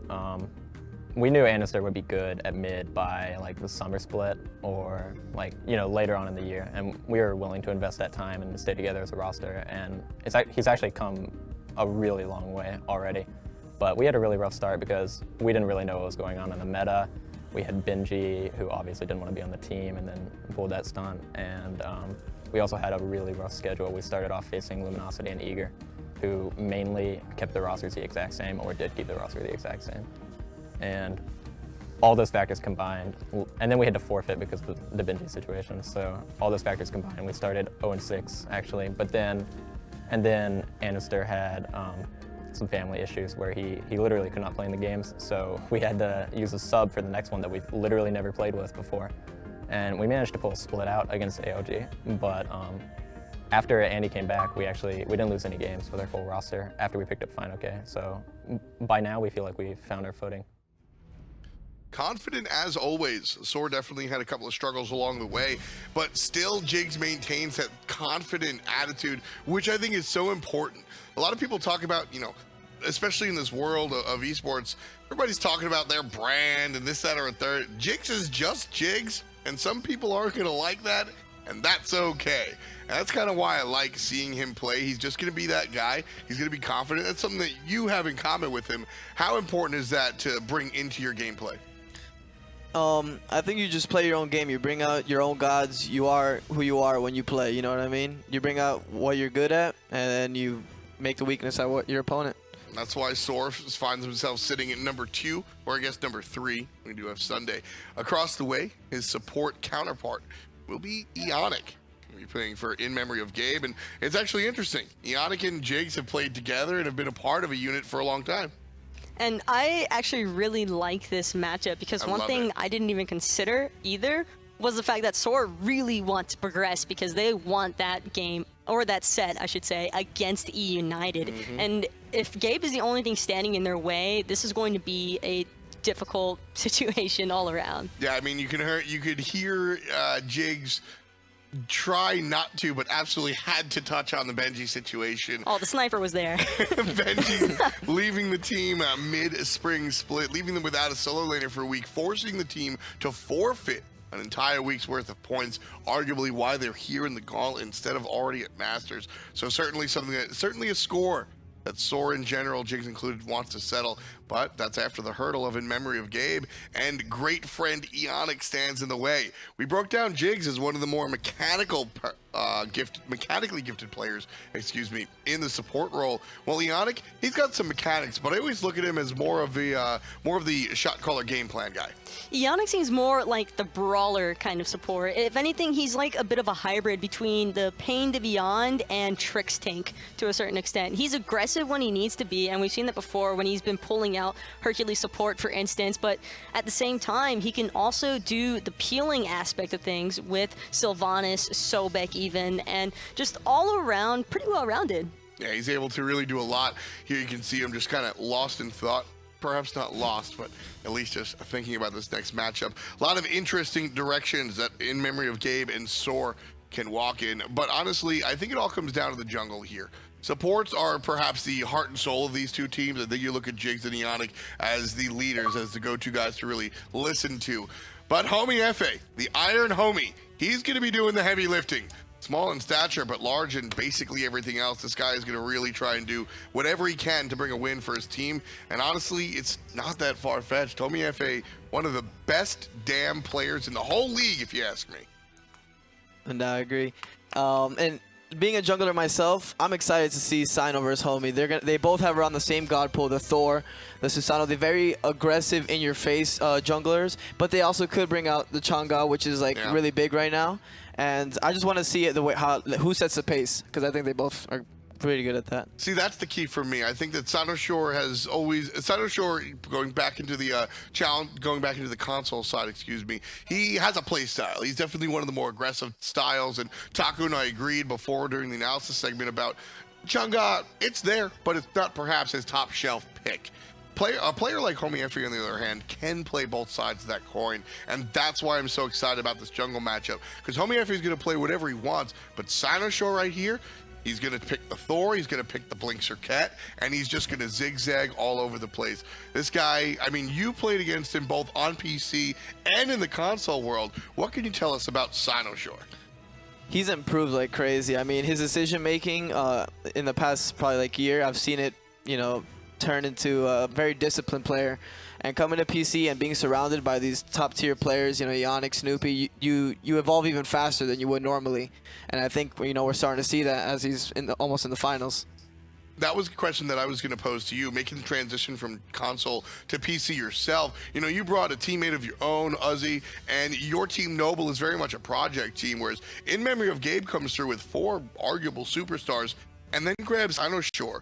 What do you think that experience was like for him, just being thrust here in the spotlight? I think it was probably a great feeling, knowing these guys. You almost look up to them when you're from the Xbox scene, because Xbox is looked a little bit down upon compared to the SPL. And these guys, were on the top tier teams, and like you said, they're superstars. So just getting pushed in there, it means you got to show up, and you have no other option. And he's done it. And not only has he done it, he's done it with bells on. He comes out, he smiles, I've never really seen Sanoshore stutter step or sort of question himself. He's always been confident. There's never been am I supposed to be in this pro league? Yes, I'm an SPL player. Hear me roar. Really want to see him on this Thor, honestly. I want to see him on a Blinkster Cat. I want to see what Sunshore can do in the jungle. In Memory of Gabe has the first pick and the first ban.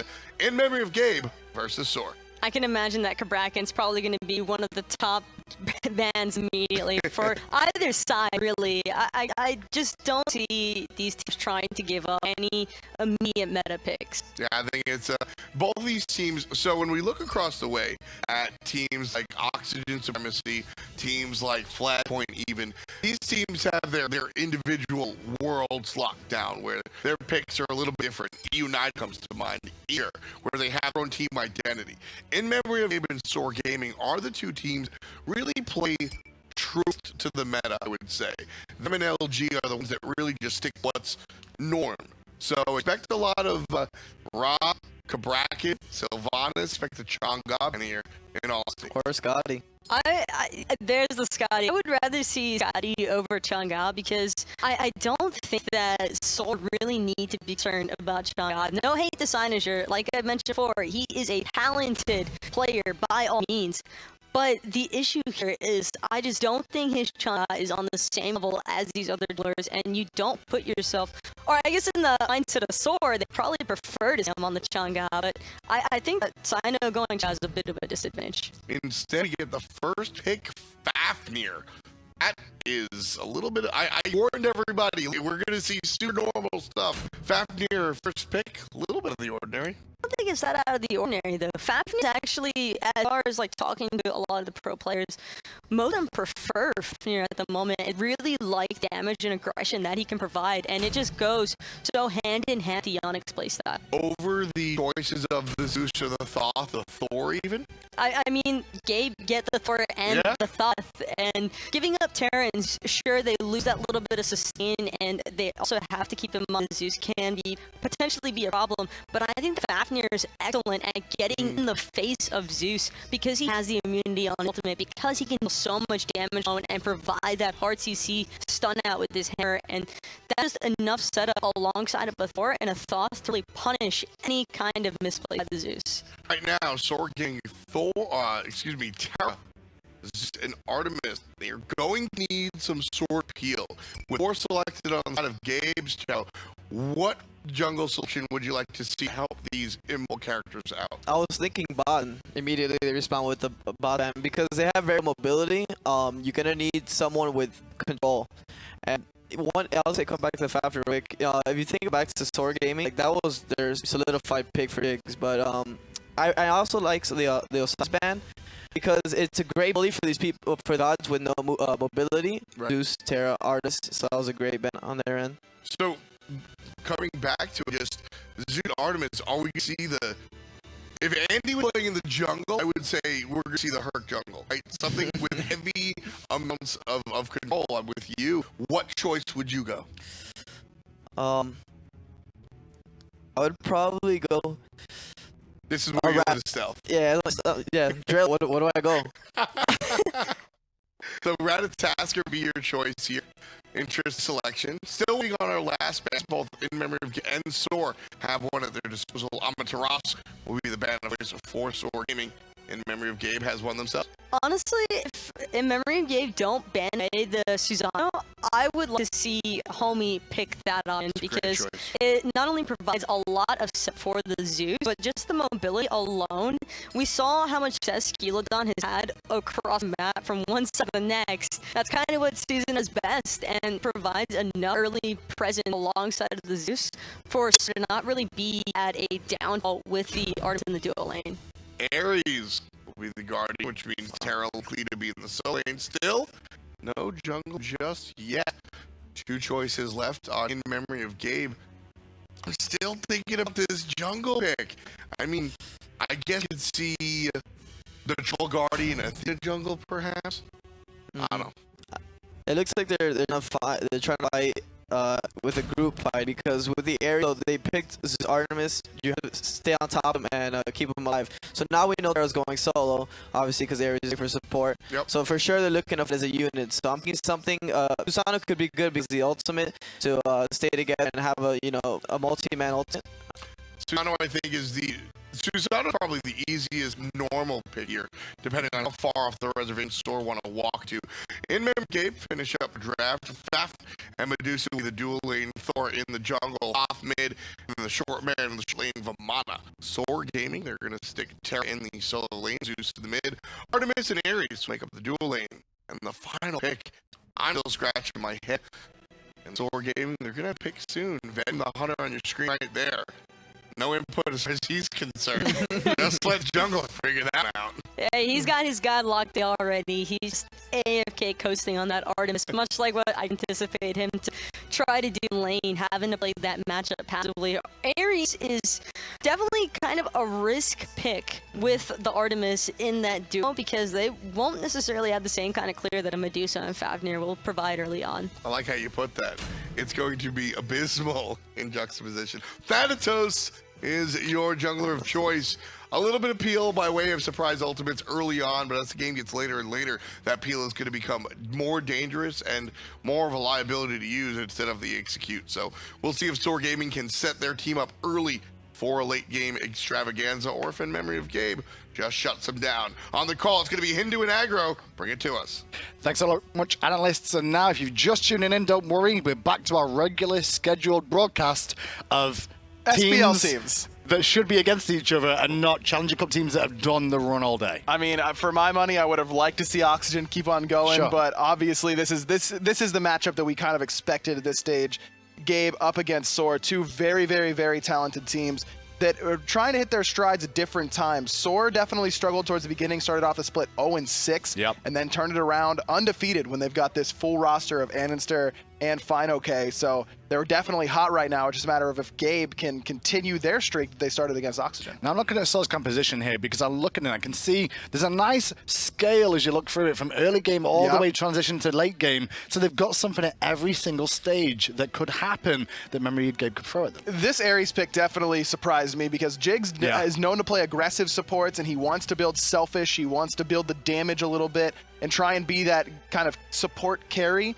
But this Ares pick is phenomenal here. Now, I just don't know how comfortable Jigs is going to be on it. But what do we always talk about when it comes to Jigs? It's support mechanics, one of the most mechanically gifted supports in the SPL. Ares certainly demanding in that aspect, but if there's someone who could do it, it's probably Jigs. And I have a feeling that Vetium may be left alone in a 2v1 because of the Ares. Ares in the wave clear at the early game isn't the greatest here, Aggro, and I don't think it's something that Soul will want to take on a 2v2 in that lane at all. Artemis may just have to stay under the tower, and as I mentioned a minute ago, that's a late game god Artemis. They can just leave it to farm up and allow for the map elsewhere to dictate. Well, I hope Vetium was watching from the get-go today because Xenotronics in the first game of the day, it might feel like a long time ago because it was a long time ago, but that was Xenotronics' plan and it didn't work out for Flashpoint. Vetium needs to do a better job than Xeno did of playing safe early on in the lane. Well, two junglers, Homie FA and Annenster. Now Annenster is a mid lane, will group up together, but round the back comes Walrus, and this time round, Soar, they've been watching games all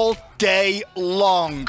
All day long they have sat and watched these games in the audience and they fall for the bait that we've seen so many times teams escape. And we saw Gabe try and do this earlier, and what has Oxygen Supremacy been doing all day long? Warding those back heartbeat, those mid heartbeats around that intersection. Soar does not, and they pay for it immediately. Annenster not only falls for first blood, but has to use his purification beads as well. It was an interesting trick there as well, though, from Memory of Gabe, because Soar do have lane advantage in that. With the Thanatos and the Zeus, they should clear a little bit quicker than that of the top and the Thor as well, but it's not enough. With the wraparound, they didn't expect it, and they paid the price. Because Heroin takes that minion aggro, but then stays far enough back that it's not going to hurt him too much. Ooh. The spin is just enough to clear those minions, as well as do the damage to Annenster. Well, that lacerate there was the reason I was so excited for a minute, because the lacerate damage in the early game is a lot more than most players expect. Good chain from Jigs, though, second to follow, and the third could have waited a little bit longer if he wanted to there to get maximum potential of damage out, but he did a good enough poke to forcing Onyx to meditate. Oh, Andy in trouble again in the mid lane. Sino taking a couple tower shots. One more auto is all that needed, but Heroin can't quite find it. Good news for Gabe, though, is that Andy has to back again. Another wave is going to be missed here by Enninster. On the left-hand side, though, a lot of those minions are going to die to the tower there, which means they're not going to give gold credit to the duo lane of Saw Gaming here early on. Vetium was going for poke on Snoopy over going for the wave clear, which is always one of those risks to make, and now Sinosure wrapping round the back. I don't think Vetium and Jigs know. There's a teleport in and walls off Jigs beautifully. Sinosure setting up for his team. Snoopy going to be able to put down Jigs for number 2. And the worst thing as an Ares is to get behind in the early game. And one thing that can happen with walls from Sinosure like that, you don't have the ability to leap over them and get away like some of the other Guardians do. And I love the decision to use the hammer just to get in position to wall them off. Sino knows exactly how much damage his duo lane is going to do, knows he doesn't need that double tap in order to secure the kill, just needs to block him off. It's relying on his team more often than not because they've played together so much now that, listen, all I've got to do is set up the CC, and these guys, they will be the executioners of this gank. And these are veteran players that Sinosure is playing with as well. Ionic and Snoopy, they've been duo laning forever. I was talking to Ionic during our little player interview segment that we do during these LANs, and he was saying that he and Snoopy, they aren't like Jeff and Barra, who have also been laning together forever, but you hear the communication all the time. They're always talking.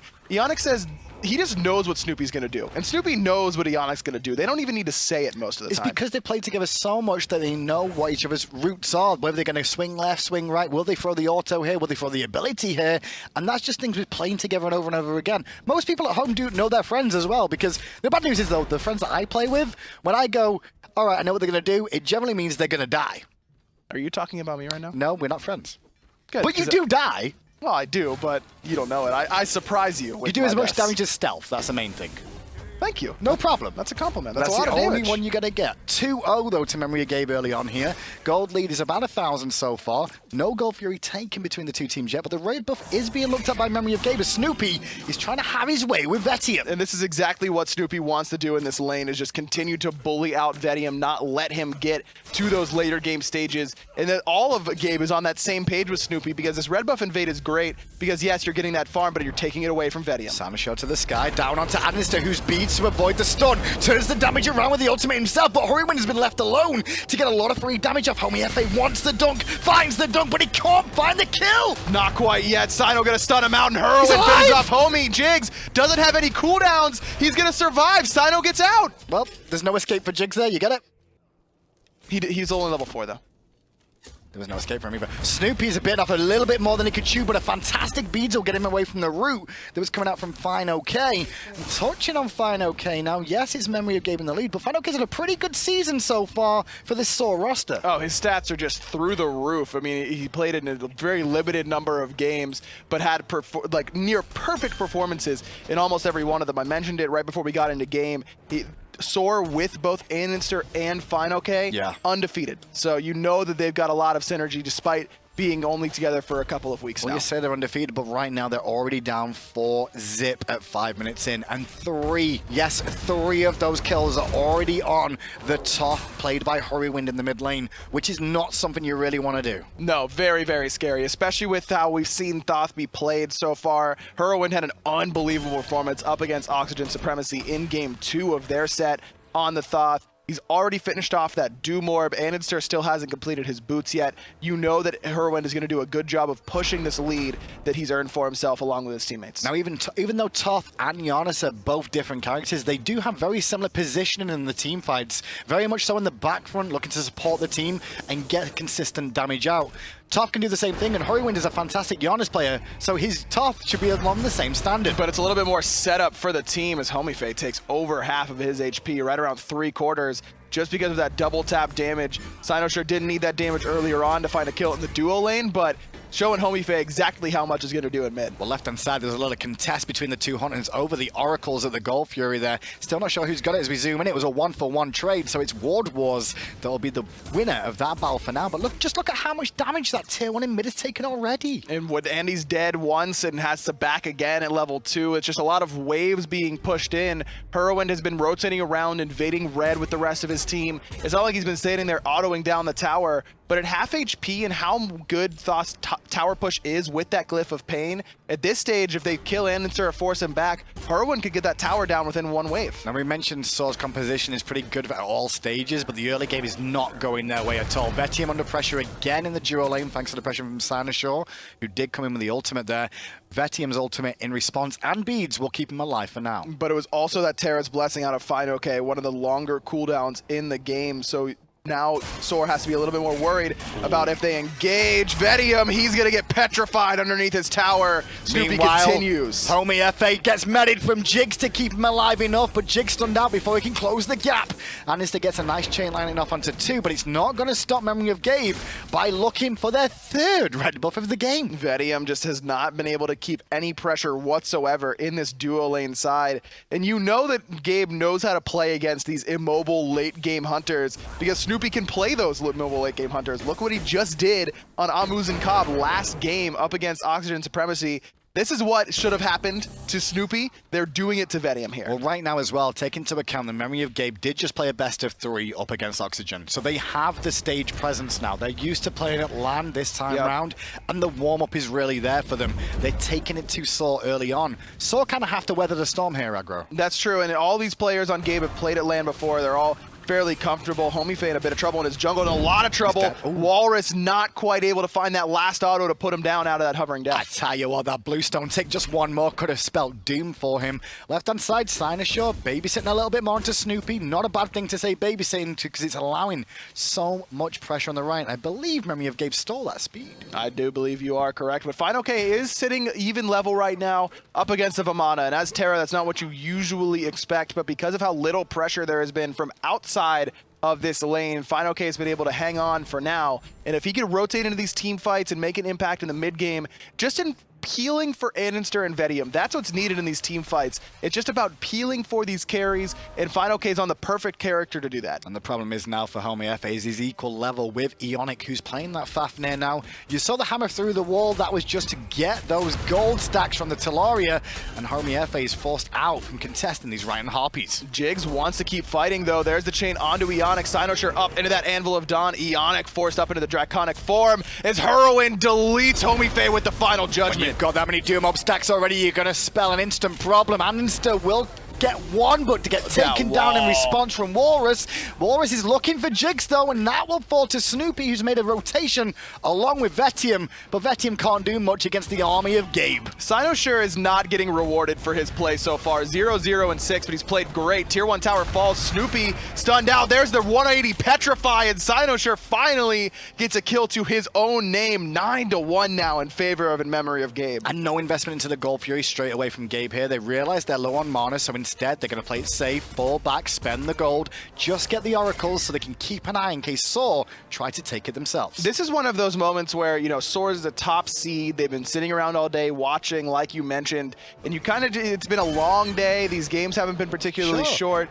And all of a sudden, you just get hit in the mouth. As soon as you start this game, Vetium just gets hit right in the mouth. Aninster does as well. And they just haven't been able to wake up from that. We just hit 10 minutes, and Gabe is up 5,000 gold. They're just stuck in the starting blocks, it feels like. The race has begun, but they've not really heard the gunfire just yet, and they're still sat there waiting to begin this one. But Memory of Gabe, meanwhile, they're already halfway down the track. Yeah, they're off to a great start this game, and it's not like their late game is lacking by any stretch of the imagination. Herwin on this Thoth is going to be a force come late game. Gold Fury going to go down instantly due to the lead that In Memory of Gabe has, and that's going to push that lead to right around 7,000. So where do you go as Gabe now? Because the Gold Fury down in the tier 1 in mid, do we start looking for the tier 1 in left and right? Because you're not really worried about fighting him now. You're so far ahead that you could take on a 5v5 fight or even a 4v5 and potentially come out on top. I like this decision. It looks like they're posturing around this Portal Demon. That could be the call. Just get a little bit more global gold for your team.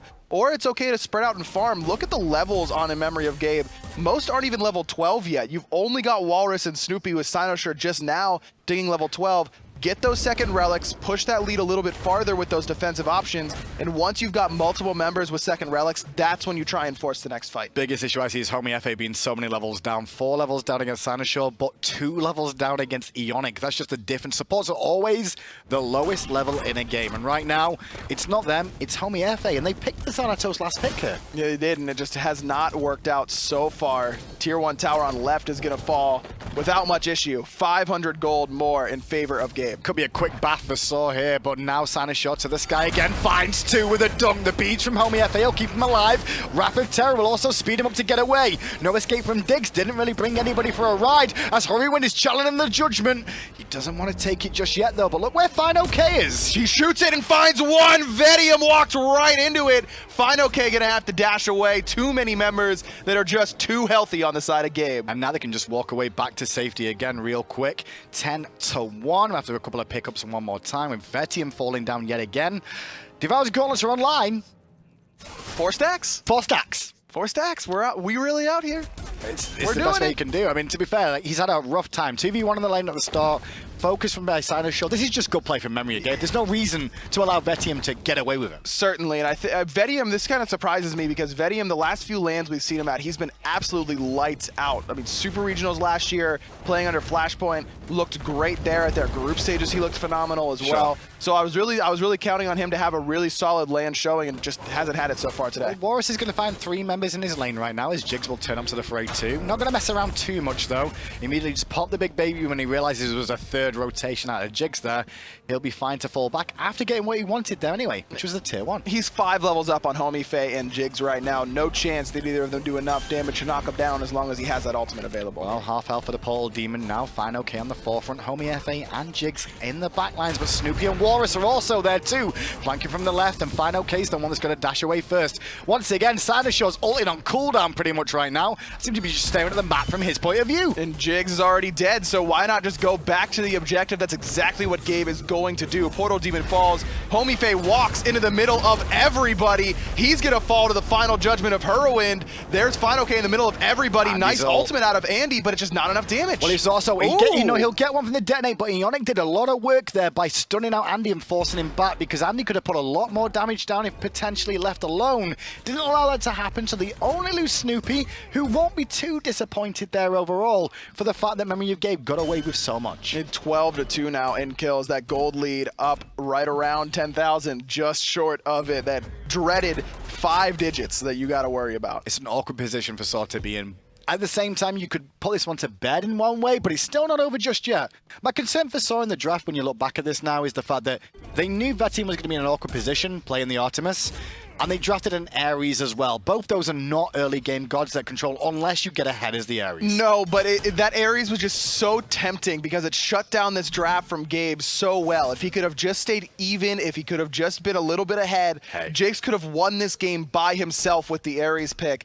It's just a matter of we 3rd picked Artemis. I just don't think that was necessarily warranted that early on in the draft. Well, right now it's just Memory of Gabe swinging around the map. The Oracles are going to go to Snoopy Onyx, just making sure the back harpies aren't being done and keeping vision on where Saw are. And this is how confident Ionic can be now with how this game's going. He can go in the jungle and box a hunter and just walk away.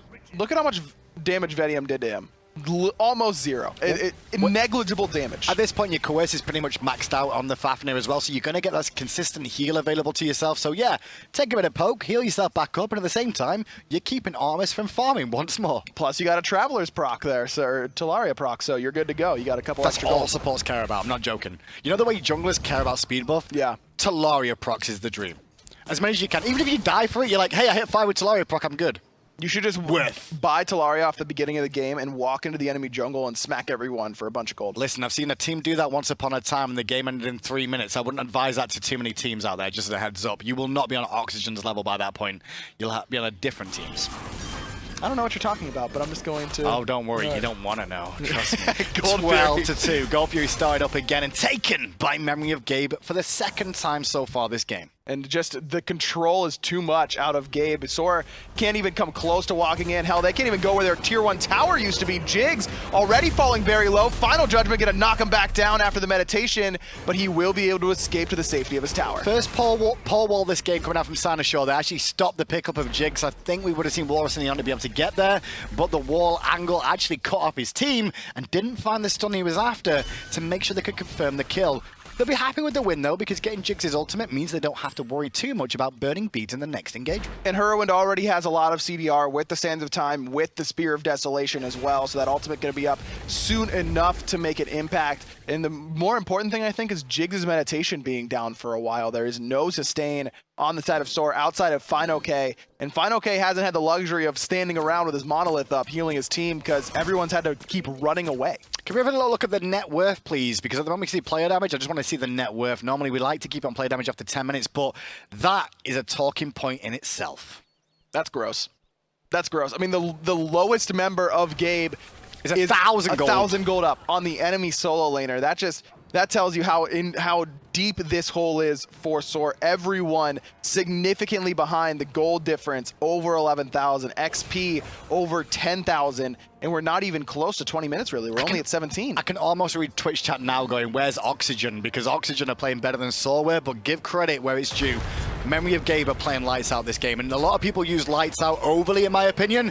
This is a lights out game right now. They had an early strategy, and they've executed it to perfection. I don't know if their draft necessarily had a strategy. It was just, hey, this is what Soar drafted. Here's how we beat it, and they did it. Exactly. Even for minute 1, where it's in the mid lane, you killed the immobile mage at level 1 because he can't get away from the slow from Walrus. Really almost feels like we've got a different meta with this set between Memory of Gabe and Soar than we have the rest of the day against Oxygen, where Oxygen came in with their own strategies and their own style, and now it's kind of like business as usual for the SPL boys against SPL boys. Jigs and Mid going to eat a little bit more damage now, but he's starting to be able to eat some of that. Now he's got the Thebes online. That extra HP, and don't remember, not only is this defense for Jigs, but it's offense as well. That Ares passive, now that he has an aura item online, going to be able to give him a little bit of extra power, which is much needed at this stage. I will also say that Jigs has done a very good job of staying even. Even though we were talking about, the Ares being behind in 0-4, he's still even with Ionic, okay? As long as you're even with your support, you're doing okay. Is that all it is? It doesn't matter that he's like 3,000 gold down? Technically, he can be 2 levels down and still be fine as a support. That's just normal. There's a 2-level fluctuation that can happen in the support role that isn't doom and gloom for you. If it gets past 2, that's when you're starting to struggle. Being even, being down in gold, you're used to that. You play support anyway. See, I gotta give some shout-outs to Andenster here. He's up against a Thought that's 6-0-4 and is only 1 level behind. Portal Demon does go the way of Gabe, despite FinoK just being a little nuisance in their face. Not really worried about that. They're worried about the objective. Vetium. One hit. Bluestone. Aegis forced by Vetium. Very well done by Vetium, though, to realize that. Homie FA, once again, did not find his ultimate onto Snoopy. And Snoopy's going to box both of them. Level 16 versus level 11 and 12. Sinashore's going to come down. And there's the dunk, but Snoopy's the one that gets it anyways. Jigs walled off. There's the no escape, but doesn't pull in anybody. Nobody wants to escape from Memory of Gabe. They want to take this fight again. Andy's trying to get off damage, and he will get the detonate onto Hurrywind, but Walrus will clean up Jigs in the tail end, and now Andy's under pressure. And walled off once more by Sinosure, going around. The double tap is good, but the Bluestone isn't quite enough to knock down Andenster. Ionic still locked in place from FinoK. But Snoopy and Ionic, I don't think they want to give this up quite yet. I think with how this game's going, they just want to fight all day long, and I would at 11,000 gold too. They've got themselves in such a comfortable position, but the longer they continue to fight these engagements here, Aggro, and not get more objectives on the map, is the windows are allowing Soul windows back in. I mean, Andenster's now 3-2-0. He's putting out quite a bit of damage. He's second in the game right now, despite that poor early start. He's got some good HP, the physical defense as well from the Dynasty Plate Helm. So you're right, there is the window still for Soar, but it is not a big window. It is a very, very small opening. No, the gold lead is definitely the biggest issue for them. The experience is another one, but it's not as detrimental to them when you look down the list. There's a 1 or 2 level difference between most of them. Biggest difference, once again, is the homie FA, which we keep touching on.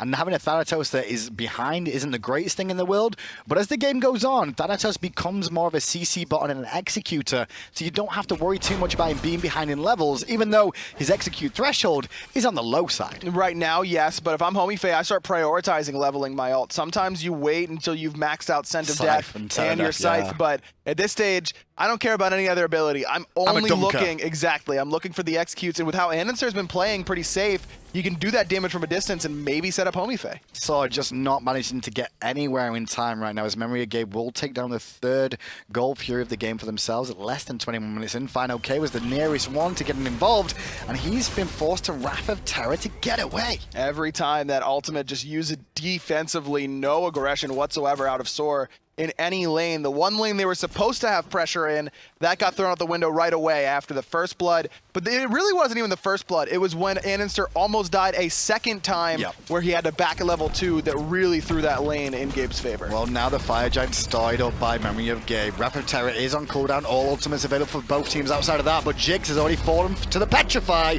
of Snoopy. Cynosure goes onto Veti, and Veti returns some good damage there thanks to the boar, and the boar will ding through every single member of Memory of Gabe, and a Meditate will heal them back up. And now 4 members coerced by Ionic up in that Draconic form. This Fire Giant not going to stand for long. Fine OK, thinking about throwing away his life to try and steal it. But I don't know if it would make even a difference. If they lose this Fire Giant, I'm pretty sure the day is done. If they can find a steal with Ananster over the wall, looking to get it. No, Memory of Gabe will secure their own Fire Giant, and so have to limp back to their tier 2 towers that will not be standing much longer. We're only 22 minutes in, but this game has felt like it's gone on for an eternity, I'm sure, for the players of Soar. They've just been getting beaten down since minute 1. Tier 2 tower, the mid lane is the major focus point for Memory of Gabe here. Obviously on the right-hand side, there was a couple of members there. No minions, different story in the mid lane though. They're going to be able to pressure and take it for free. 1,500 more gold. Left side tower seems to be the focus, and that's what you expect because it's a little bit easier to march up that right-hand side to grab that portal demon on the back end if you want to, after you back and spend this gold that you've earned. Love the use of the tough wall there, just to allow Snoopy to get extra damage through that wall. That's why the projectiles changed through it, increasing the amount those in-hands can do. Not a lot of teams are really utilizing that as well as I expected this tournament so far. That ability is insane. Glyph of Pain is one of those abilities. It's like kind of like when Giannis came out, and everyone's like, yeah, Threshold's good, but obviously you level Portal after Unstable Vortex. No. Unstable Vortex, you level that first, then it's Threshold. Glyph of Pain is an insanely good ability. It's one of the reasons why Thoth kind of does a lot of things that people don't expect, and his sieging and objective damage is absolutely through the roof for standard mages just because of Glyph of Pain. He can siege towers, not quite as well as Solar Chronos, but better than almost every other mage. Just seeing that wall in front of a tower and you see a Tough stand behind it, you're like, well, I have to stay at over 55 units away from them. Over Hunter auto attack range just to make sure I'm safe and I'm not going to take 3 damage. Oh, and he's already doing extra damage to that tower through that Glyph of Pain, so if you back up and allow him to do damage, he'll take it very, very easily. And God forbid if there's an ADC who's shooting through that as well, adding to their damage, it just gets crazy really fast. So since literally the first wave that came in, Saw have been on the back foot here. It goes back to that mid lane play where the wraparound happened. And since then, Memory of Gabe have just continued to strangle Saw out of this game completely. What needs to change for game 2? Do we run the same comp and just not make the early game mistakes? Is that all it is? Yes and no. I still wouldn't pick the Artemis again. I just don't think it's worth the risk that you're running at this stage. But I know Vedium is very, very comfortable on it, and he's very good at it. I still think I would give Vedium a more pressure god in that lane. His ROM's phenomenal. Memory of Gabe looking to finish off this Phoenix. Nice little ultimate from Jigs, but it's not enough to stop Memory of Gabe. Jigs already taken out. Fine OK in the back, did a good job peeling, but Vetium's under pressure once more from Walrus, who's been forced all the way back to his fountain. Phoenix fell. During all that time, that's all just a distraction to make sure that right side Phoenix falls. Exactly what happens. Ionic dashes forward, trying to find Homie Faye, and Cynosure comes around the back and cleans him up. Number 3 for the jungler for Gabe. Middle Phoenix falling low. Fine OK is the Lightning Storm is used to try and get him out of danger, but it doesn't defend anything. Gabe take another objective. And now to the final Phoenix that's left standing. Walrus will tack this up for his team. No ultimate available, but I don't even think they need it, because Snoopy shooting through the wall of Tough will bring it down. 3 Phoenixes down, 17-3 in 25 minutes. I expected this from the first side of the day, potentially, but not the last one. But this is what happens in these long days of games. I mean, it's incredibly draining to be playing consistently, and that could definitely take a toll on you. But sometimes when you've been sitting here all day, you've been thinking about your matchup all day, and then the time finally comes, then you just get destroyed from minute one. That can be really, really draining and really difficult to come back from. There is benefits to the Gauntlet of being a lower seed because of the fact you get to warm up if you can get through the games. So, look at Memory of Gabe game 1. Memory of Gabe lost game 1, 2 oxygen, but once they got that warm-up game under their belt, they did come back into it. So could do the same. Absolutely, they could. I think lower seed, it's just too difficult. I mean, Oxygen Supremacy would have had to win 10 games today in order to move on. That's just a ridiculous number for any team, let alone a team that's supposed to be at a disadvantage because they're down out of the Challenger Cup. Sure. Gabe is in the perfect spot in my mind in the Gauntlet. You don't want to be at the top because you can kind of get not ready, you don't get warmed up, you come in cold. But Gabe is in the right spot where you're up against a team that you feel like you should be able to beat. That's where you get your warm-up games in, and then you get the confidence, and that's when you play the top-tier teams. Well, the winner of this best of 3 will go on to face E United on Sunday to claim themselves potentially the #1 spot in the split for North America. And the loser of that still gets a second chance to go to Masters as well if they can beat Europe in an international best of 1. That's right. We're going to have 2 international sets on Sunday, both regional. You'll have your NA finals, your EU finals, and then the winners and losers will play against each other. The winners, that's only for seeding at Masters, but maybe, but they're potentially. It's just a U. Like, we all know now. You gotta surrender at that point. Like, listen, Season 2, EU win Worlds. Yep. Season 3, EU win finals. As in, we have EU both final. there. So, Sure. you know, it's just going to happen again. Oh, is that how that works? It has to. I'm not even European anymore. I'm So part what of the happened UK. between? But so Just so what you know, happened? I'm part of the UK. I'm impartial. I am no longer Right. European. Right. Of Just course. as a heads up. Thank you so much, my country. So Of course. I So- can make impartial statements here. But what happened between Season 1 and Season 2? Why didn't NA just do it again then? Ah, we chilled. Oh, okay. That's nice of We you. took our foot off the gas, kind of like Energy did for the start of the spring split. Or did they? We'll find that out tomorrow. Sorry, Sunday, I should say. Final siege from Memory of Gabe coming in here, potentially, but Sora trying to put up a defense to the best of their ability. The amount of ults being used by Memory of Gabe here, I was about to say, they're not finding anything that they really want to. This could be a bit messy. But the Titan is still getting pretty low. Walrus still completely healthy. They're messing around a little bit, but Gabe's still going to be able to secure game 1 here up against Sora in dominant fashion, 20-3. 20-3 indeed, less than 28 minutes in as well. Run back through that game, there's not really massive amounts for us to go over. We saw the first blood that happened onto Anister when they walked too far forward at the beginning of the game. And from that moment on, Homie FA lost his jungle, was behind, couldn't get anything going on Thanatos. Meanwhile, he couldn't help out his mid laner, who Andy did very well for himself. But Vetium was also behind too, and it was just pillar to post. They were just pushing them back from every angle. There just wasn't any pressure anywhere on the map for Sora. I'd like to see, I know FineOK really does like to play this Terra, these Guardians in the solo lane, but I would love to see him on a pressure god. You've seen what Osiris can do for these teams. I mean, Aquarius almost single-handedly won their game against Oxygen Supremacy with it. To be fair, if FineOK was on any other character there, would it really made a difference with how that game went? Likely not, but at least you have a chance. Maybe Homie Faye can then lean on FineOK and help him invade enemy buffs on that right-hand side while Cynosure is invading the left, get Homie a little bit of guaranteed farm, and then try and make something happen from there. Either way, Sora needed pressure somewhere, and when you only draft one lane that's supposed to have pressure, and then that lane doesn't get pressure, that's what happens. Well, the best news is this is a best of 3 for Sora, but game 1, we're going to break it down with the analysts, and they're going to talk about all the highlights that were put on from Gabe, I guess. I mean, really when it comes down to it, this job is oftentimes more difficult than it seems. We got to keep notes, we got to look at stats, we got to do a lot of stuff. It's not just come up here and talk. This game, I just come up here and talk. Basically, Sora got beat. That's my official analysis. How you feeling about that one, Taco? I mean, for starters, chat probably thinks that these notepads are empty for beginners, but we do actually write things down. Like, it's actually full pages of stuff going down here. But I think my biggest complaint is, like King Aggro and Hindu mentioned, is these teams just had, or Sora had no pressure whatsoever anywhere on the map, and it just overall led to absolutely devastating jungle fights. They kept consistently losing buffs, and just over and over again, there's no way for them to capitalize onto anything. For me, I loved the jungle pick. Obviously, I'm Mr. Thanatos. But real talk, I think that the Thanatos pick was a good choice against the Thor in a vacuum. But SMITE has not played in a vacuum, despite the fact that Thanatos is the anti-Thor in a lot of ways. The ultimate can follow him across semi-global. He can silence out the Zerka's barrage, and you're going to get some damage back with the Death Scythe. Just wasn't enough control for the immobile Zeus and Artemis. Again, I asked you during picks and bans. You've had some time to think now, maybe even talk to Coach Drelo. What jungler do you think would have provided the control that they needed? I talked back to Drelo. I came up with... They had 4 gods with no pressure. The one god that they did have pressure on was Thanatos. The one that had decent clear was Zeus. Died in the first minute. The game was over.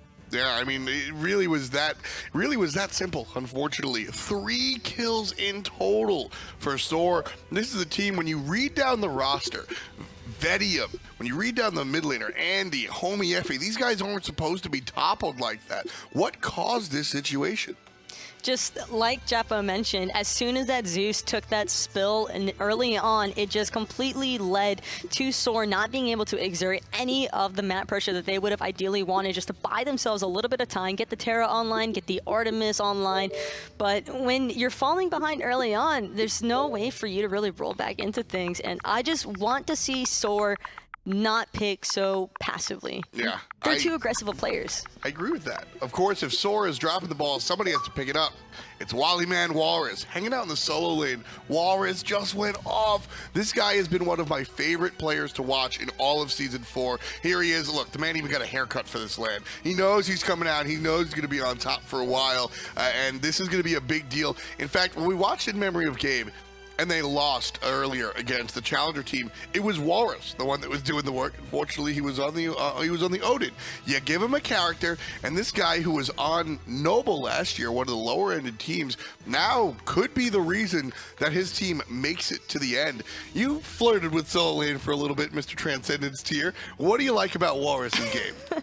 He's aggressive. I mean, if you think about Walrus, you think about Osiris, you think about Hercules, you think about, an aggressive playstyle, which I love. I mean, I hate playing Terra, Guardians. Come on, like, you're gonna lose your blue squad. You know what I mean? So, I mean, I like the way he played Romana. He got the dream. He got ahead early. What do? You just go straight to the back line, big baby, and you stomp on people's faces. That's his job. That's his goal. That's his dream. Across the way is Fine Okay. You said, Terra, well, you're going to be in a bad spot. Well, Terra kind of put him in a bad spot. Fine Okay, and I do have to say this. I want to preface my statement with the fact that Fine Okay is gnarly. This guy is a good player. He's a lot of fun to watch. He surprised a lot of the SPL pros, have a lot of positive things to say about him. But Terra just wasn't the selection, Taco. Terra is something that I think that Fine Okay feels very comfortable on in a LAN environment. I think it's a very smart pick for him. I don't necessarily dislike the Terra pick so much as I dislike the pick surrounding it. I think that they needed a little bit more presence in that duo lane to alleviate some of that solo aggression that In Memory of Gabe was able to just force onto Soar. Yeah, this time around, one game in the way of In Memory of Gabe. We'll see if they can win it in 2, or if Soar will stretch the evening out even longer. Banning phase going on right now. I think we expect to see the Scotty bans. I think we expect to see the maybe Sylvanas bans. Chang'a's up in the conversation. Definitely Cabrakan. I don't think we're seeing Cabrakan today. Yeah, no. And there's a Scotty already, and like you mentioned, I would be very surprised to see a Cabrakan break through at this point in time, unless somebody's trying to pull out the Nemesis. If Cabrakan gets through straight up, it's because Homie forgot. We've seen that time. And like, it's funny, but we've seen that happen where you're 6 hours into the tournament and then they didn't ban Zeus. Oh man, there we go, right? Kepri got through in a very famous match with the old enemy squad because they just forgot to ban it against Pain. It only took us 45 minutes to forget Chang'e was OP. See, it happens. The Fafnir is going to be banned out this time around. So with a Fafnir ban, that means we're going to see something get through. I don't know if it's going to be the Cabrakan, but there's only one slot left. Soar Gaming, they've got players that'll play it. I take it back. If Cabrakan goes through, Gabe probably has something up their sleeve. We haven't seen everything yet out of Gabe. They've really been allowed to get their comfort picks this entire time, in my personal opinion. I think only against that first game against Oxygen Supremacy did we really see Walrus, if anything, on a more unfamiliar pick with the Odin. But other than that, Gabe's just been having a pretty good time all around. Yeah, I think if the Cabrakan goes through, you know, I think that's where we see another Thanatos. Well, the Ra's ban, and I personally think that the Ra ban is worth it here against Soar. Andy, that's his perennial god this split. But with that, there's a number of highly sought after picks available to Soar. Which way will Purple go?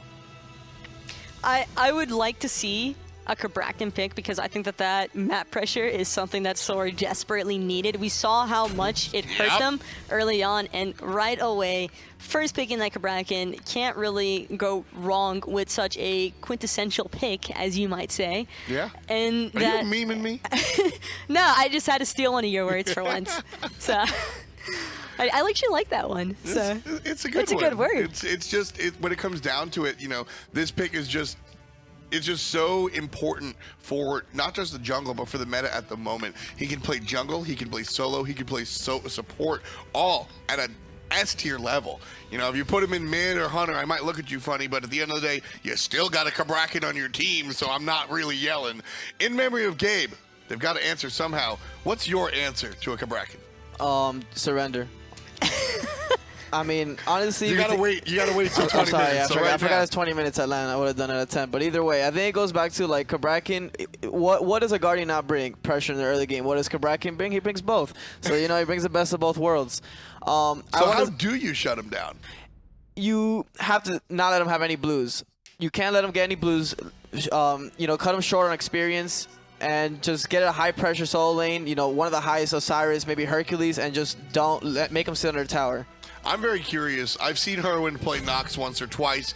Big silences really mess with Cabrakan, not just for the obvious tremors, but all that he wants to do, run at you with the one, just slamming them together. Silence is going to mess that up. So I'm very curious to see if we see some chalk selection for the solo, or if we see some, everybody's laughing, but seriously, Cabrakan juggles with silence. I believe in chalk recently. In all honesty, I think that chalk could potentially be a sleeper pick, and not because of your meme, but that's what I'm saying. I have seen way too many games where a chalk just snowballs completely out of control and actually does great, so it wouldn't surprise me. But Gabe living life a little bit on the edge here with that Medusa Chang'e picks. Not really a whole lot of room for error in terms of escaping from a Cabrakan ultimate. At the same time, Medusa and Chang'e do provide a little bit of disruption if Cabrakan's just in the middle of the team fight wailing away. Both of those characters are really going to capitalize off of you standing still. So it's kind of double-edged blade there for In Memory of Gabe.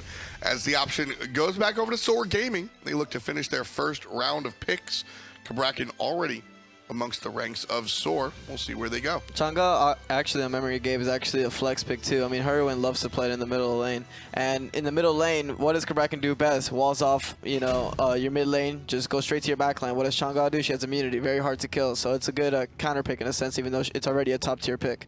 I love the Amaterasu here. Immediately you were talking, Taco, about how these Guardian selection of Terra wasn't exactly putting Final K in a position to really push forward. And although that selection by itself wasn't wrong per se, it was the composition around it. Amaterasu, on the other hand, kind of does things on her own. Composition be damned.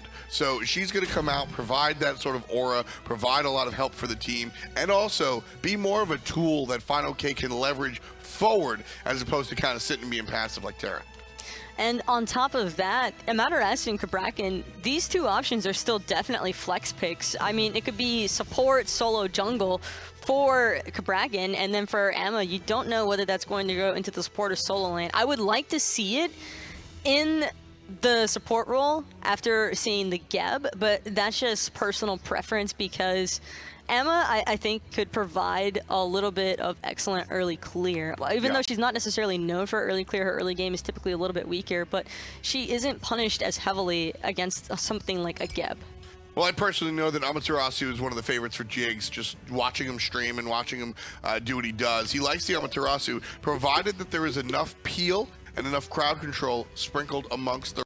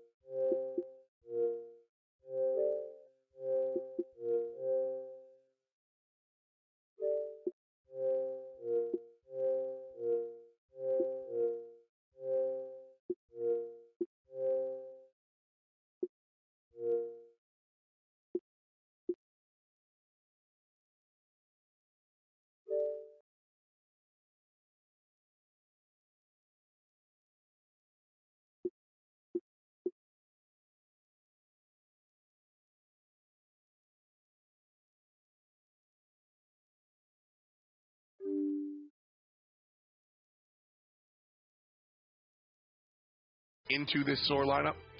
I'm not really a Chang'e main myself, You're too but cool. yeah, I mean, I could see it. They have pressure in the solo lane, so it will relieve the jungle side for her to pick up her own speeds. But one thing I do like about the Vamana pick here, he's hot. He's three wins and he's played Vamana every time. You know what I mean? Like sometimes you don't need the synergy. Sometimes you're just doing it right. You know? That's really, there's 3 schools of thought, and we speak a lot about 2. 1 is about what happens on the paper. 2 is about what happens on the battlefield, and 3 is, you know what? Sometimes you just got to throw caution to the wind and give it to the hot hand.